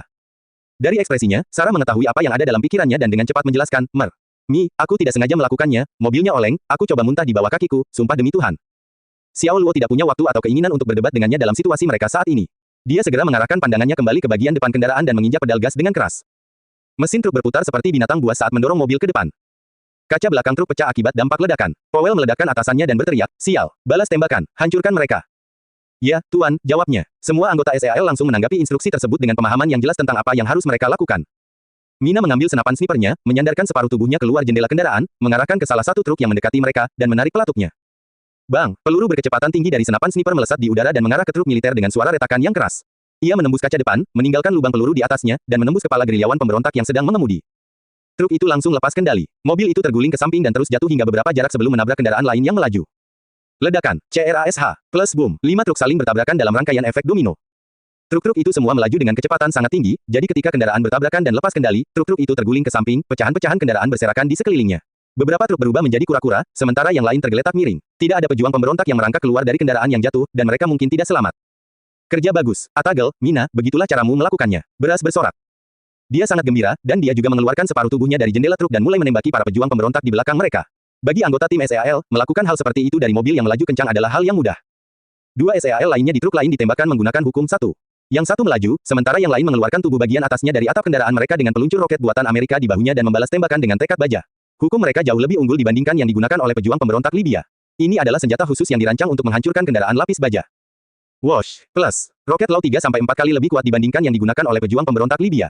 Mereka meninggalkan peluncur dengan kecepatan ekstrim, meninggalkan jejak asap di udara sebelum menghantam salah satu truk militer dalam konvoi pemberontak Libya. Ledakan, gelombang panas meledak keluar dari truk yang terkena dampaknya, diikuti oleh ledakan yang menghancurkan bumi sebelum terbakar. Asap mengepul dari kendaraan yang rusak dengan nyala api merah menyala dari dalam awan asap gelap. Truk itu hancur berkeping-keping, dan bagian-bagiannya berserakan di mana-mana, melemparkan puing-puing yang terbakar hingga ketinggian sekitar 10 meter. Ataboy, Philip, hahaha. Rice menjadi sedikit gila, dan dia tidak bisa berhenti tertawa. Dia mengacungkan jempol kepada anggota tim yang memanggul peluncur roket. Bingo, SEAL bernama Philip memberinya senyuman bangga. Di truk pertama, Xiao Luo menyaksikan bagaimana tentara Amerika membalas pemberontak Libya dari kaca spionnya. Dia cukup terkesan dengan mereka. Operator Kopassus ini memang luar biasa karena tidak panik menghadapi bahaya. Sebaliknya, mereka dengan tenang mengatur serangan balasan mereka untuk menghasilkan efek yang baik. Mereka memiliki mental yang kuat dan kemampuan tempur yang luar biasa. Lihat, ada kota kecil di depan. Sarah berteriak sambil menunjuk ke arah depan kendaraan. Dia muntah beberapa saat dan akhirnya merasa lebih baik. Xiao Luo meliriknya sekilas. Itu hebat, dia membalas. Dia menawarkan senyuman simpatik saat dia menjawab dengan aksen Amerikanya. Dia kemudian memutar kemudi dan dengan sigap mengemudikan truk menuju kota kecil. Powell dan anggota SEAL-nya muncul dari belakang, memberikan perlindungan bagi Xiao Luo dan Sarah Michelle saat mereka melarikan diri. Mereka melakukan yang terbaik untuk melindungi truk yang ditumpangi Sarah Michelle, memastikan keselamatannya. Tepat setelah Philip menghancurkan 3 kendaraan pemberontak menggunakan hukum, salah satu peluru RPG pejuang pemberontak Libya akhirnya menemukan sasarannya dan melesat tepat ke bagian atas truk yang ditumpangi Philip. Ledakan, terjadi ledakan yang memekakkan telinga. Dalam sepersekian detik, api melahap truk yang melaju kencang itu dan terlempar ke udara akibat ledakan dahsyat tersebut dan jatuh dengan keras ke tanah. Bagaikan kapsul masuk kembali yang jatuh ke bumi, truk tersebut menimbulkan awan pasir dan debu sambil terus berguling. Thomas kaget saat dia dengan cepat memutar kemudi. Mereka nyaris tidak berhasil menghindari truk yang terbakar saat truk itu terguling dan terbakar. Philip Beras berteriak histeris. 2 anggota timnya yang sering menghabiskan waktu bersamanya kini telah meninggal. Dia bahkan tidak bisa berhenti untuk mengambil tubuh mereka tetapi terpaksa terus berjalan tanpa menoleh ke belakang. Itu adalah rasa sakit yang tak tertahankan. Karena sedih, Powell menutup matanya. Mereka adalah tim yang terdiri dari 12 orang ketika mereka mendarat di benua ini. Namun kini, hanya 4 di antaranya yang masih berdiri. Sebagai kapten, dia tidak bisa tidak menyalahkan dirinya sendiri. Namun, tidak ada yang bisa menghidupkan kembali orang mati. Mereka yang masih hidup harus melanjutkan pertarungan ini. Dia mengeluarkan bahan peledak kecil berbentuk piring dari tasnya dan mengatur-pengatur waktunya. Hatinya dipenuhi kebencian, dan dengan marah, dia melemparkan alat itu ke belakang kendaraannya tepat ke arah para pemberontak yang sedang mengejar. Pergi ke neraka, dia berteriak. Alat peledak itu berbunyi bip. Ketika konvoi truk pemberontak Libya menabrak perangkat tersebut, bunyi bip menjadi lebih cepat, kemudian meledak di tengah kendaraan yang mengejar. Ledakan tersebut menciptakan awan jamur. 4 hingga 5 truk terlempar ke udara, terbawa oleh kekuatan ledakan. Truk-truk lain yang melaju juga terkena dampaknya, dan pasukan pemberontak yang terkoordinasi dengan baik yang mengejar mereka tiba-tiba memecah formasi. Truk-truk itu kini bergerak kacau, seperti ayam tanpa kepala, dan puluhan truk mulai saling bertabrakan. Itu disebut bom setan. Rice dan Mina sama-sama tahu bahwa itu adalah alat peledak baru yang ditemukan oleh bangsa Mei. Memang kecil, tapi kekuatan penghancurnya tidak bisa dianggap remeh. Dan meski masih dalam tahap percobaan, jika meledak di bawah tangki, seluruh tangki akan hancur berkeping-keping. Itulah sebabnya hanya ada sedikit dari mereka yang tersedia untuk SEAL, dan yang baru saja meledak mungkin adalah yang terakhir yang ditinggalkan Powell. Ikuti Tuan Mi dan pergilah ke kota kecil itu, cepat, Powell berteriak. Baiklah, Tuan. Thomas mengangguk dengan kaku sambil menginjak pedal gas ke lantai, mencoba untuk tetap berada di belakang Xiao Luo saat truknya melaju menuju kota kecil. Awan jamur hitam tebal yang dihasilkan oleh bom setan naik setinggi 20 hingga 30 meter di udara dan perlahan menghilang. Ia tampak seperti monster yang sedang tertawa muram dari kejauhan, meneror semua orang yang melihatnya. Para pejuang pemberontak Libya terkena dampak buruk dari ledakan dahsyat tersebut, dan hal ini menyebabkan mereka menghentikan pengejaran sejenak. Mungkin mereka diperintahkan oleh atasan mereka untuk tidak berhenti demi rekan senegaranya yang terluka atau meninggal, karena setelah beberapa reorganisasi cepat, mereka menghidupkan kembali kendaraan mereka. Dan segera, mereka sekali lagi mengejar Xiao Luo dan tim SEAL seperti sekelompok serigala yang kelaparan. Kota itu bobrok, dan penduduk yang tinggal di sana rupanya sudah pergi atau mungkin melarikan diri. Kota itu hancur, jalanan dipenuhi puing-puing, dan dindingnya yang rusak penuh lubang akibat bom. Semua kota kecil dan besar di Libya hanya dapat digambarkan berada dalam kondisi bobrok, karena tidak ada istilah lain yang lebih tepat. Xiao Luo berkendara perlahan sambil menjelajahi kota. Dia mengira kota ini akan benar-benar kosong, jadi dia tidak menyangka sudah ada kontingen besar pemberontak Libya yang ditempatkan di sini. Ternyata, para pemberontak telah merebut kota ini, dan sekarang kota ini menjadi stasiun bagi para pejuang mereka untuk memulihkan diri. Bang, ratatatat, mereka bertemu dengan beberapa pejuang pemberontak dari waktu ke waktu. Kapanpun itu terjadi, peluru akan langsung menghujani truk, menimbulkan suara dentingan dan menyebabkan percikan api berterbangan kemana-mana. Tan, Mi, menurutku kita berada di tengah-tengah sarang pemberontak Libya. Wajah Sarah pucat pasi, dan ketakutan, dia meringkuk di kursinya. Beberapa waktu yang lalu, dia mengira kota ini akan menjadi tempat perlindungan mereka, tapi sekarang sepertinya kota ini ditakdirkan menjadi kuburan mereka. Wajah Xiao Luo mengeras. Sungguh nasib buruk ketika mereka mendapati diri mereka berada di kota yang penuh dengan pejuang pemberontak Libya. Selain para pemberontak yang mengejar mereka, mereka kini menghadapi kontingen yang terdiri dari setidaknya 500 orang lagi yang ditempatkan di kota kecil, yang luasnya tidak lebih dari sepertiga kota Stantin. Bahkan jika 500 pejuang pemberontak tersebar di seluruh kota ini, mereka masih akan melakukan kontak dengan satu atau dua dari mereka setiap 10 meter. Sendirian, Xiao Luo tidak takut, tapi dia tidak beroperasi sendiri sekarang. Kekhawatirannya adalah bagaimana Sarah Ele akan bertahan dalam lingkungan berbahaya seperti itu. Dia tiba-tiba menginjak rem dan menghentikan kendaraannya di sudut yang tidak terlihat di mana tidak ada pejuang pemberontak di sekitarnya. Dia mengambil senapan sniper dan beberapa amunisi dan berteriak pada Sarah, keluar dari mobil dan tetap dekat dengan saya. Hah, oke. Sarah berulang kali menganggukkan kepalanya seperti ayam yang mematuk biji-bijian. Meskipun dia adalah seorang koresponden perang, dia bukanlah seorang tentara, dan dia tidak memiliki mental yang kuat sebagai seorang prajurit untuk bertahan dalam pertempuran. Tiba-tiba, hujan peluru menghujani mereka, dan itu membuatnya takut, membuatnya menggigil saat dia berada di dekat Xiao Luo. Ketika truk yang membawa SEAL berhenti di belakang mereka, Rice keluar dari kendaraannya, dan dia sangat marah. Dia menyerbu ke arah Xiao Luo dengan kemarahan dan kebencian tertulis di seluruh wajahnya. Sambil mengertakkan giginya, dia meraih keras Xiao Luo dan menggeram, dasar brengsek. Lihat kemana Anda membawa kami, tepat ke tempat persembunyian para pemberontak. Apakah kamu mencoba membunuh kami? Xiao Luo melirik ke tangan Rice yang memegang kerah bajunya, dan sedetik berikutnya, apa yang dia lakukan benar-benar mengejutkan Rice. Pukulan keras, tamparan keras bergema di jalan yang sepi saat Xiao Luo menamparkan wajahnya. Rice menjerit kesakitan dan terlempar ke sisinya saat dua gigi berlumuran darah keluar dari mulutnya. Dia menabrak dinding dan merosot ke tanah. Hah, Powell, Mina, dan Thomas tersentak. Jika Xiao Luo hanya perlu tamparan untuk membuat seseorang terbang, mereka tidak dapat membayangkan betapa kuatnya dia sebenarnya. Mina tiba-tiba menyadari bahwa Xiao Luo bersikap lunak padanya ketika dia menamparnya kemarin. Jika dia tidak menahan diri, dia akan berakhir seperti Rice atau bahkan lebih buruk lagi. Dasar bajingan Hua Bastard, aku akan membunuhmu. Thomas setia pada Rice, dan dialah yang pertama bereaksi. Sambil mengangkat senapan mesin ringannya, dia bersiap untuk menembak Xiao Luo. Tapi sebelum Thomas bisa menembakkan senjatanya, Xiao Luo sudah mengambil kendali dan mengarahkan moncongnya ke kepala Thomas. Perasaan menakutkan saat pistol baja dingin menekan keningnya membuat Thomas berkeringat. Aku sudah muak dengan kalian. Angkat hidungku sekali lagi, dan aku akan membunuh kalian semua. Ekspresi wajah Xiao Luo kejam, dan dia tampak seperti akan membunuh mereka. Jika tentara Amerika ini tidak dapat berperilaku dalam situasi kritis seperti itu, dia akan menghabisi mereka dengan tangannya sendiri. Mengapa harus menunggu sampai pemberontak Libya melakukan tugasnya? Meneguk, Thomas bergidik saat melihat tatapan mematikan di mata Xiao Luo, dan tidak ada keraguan dalam benaknya bahwa Xiao Luo tidak akan ragu untuk menembaknya jika diberi setengah kesempatan. Tiba-tiba, Powell turun tangan dan menendang Thomas hingga jatuh ke tanah. Kalian idiot, jadi perintahku sekarang tidak ada artinya bagimu, ya, sudah berapa kali kubilang padamu, Tuan Mi ada di pihak kita, dan dia bukan musuh. Namun Anda semua masih mengganggunya pada saat yang genting ini. Kamu sebaiknya tahu bahwa aku sendiri hampir saja menembakmu. Powell menggeram. Powell sangat marah. Dia menoleh ke arah Rice, yang masih mengeluarkan darah di mulutnya dengan pipi kirinya yang bengkak, dan memberinya tatapan kotor. Dasar brengsek, aku pasti buta saat menunjukmu sebagai orang nomor 2. Musuh ada di mana-mana dan mengincar kita, namun Anda memilih untuk membodohi diri sendiri. Apakah kamu ingin mati? Ya. Powell mengambil langkah ke arah Rice dan memberikan 2 tendangan ke arahnya, melampiaskan rasa frustrasinya. Setelah ditendang, Rice tiba-tiba sadar, dan dia dengan cepat mendapatkan kembali ketenangannya. Saat para pejuang pemberontak merangkak kemana-mana, alih-alih berpikir untuk keluar hidup-hidup, naluri pertamanya adalah menyalahkan pria yang mereka panggil Tuan Mi. Dia segera menyadari bahwa reaksi SEAL tidak diharapkan. Jadi meski sangat kesakitan, dia segera bangkit dari tanah dan berdiri tegak dengan dada membusung dan dagu terangkat.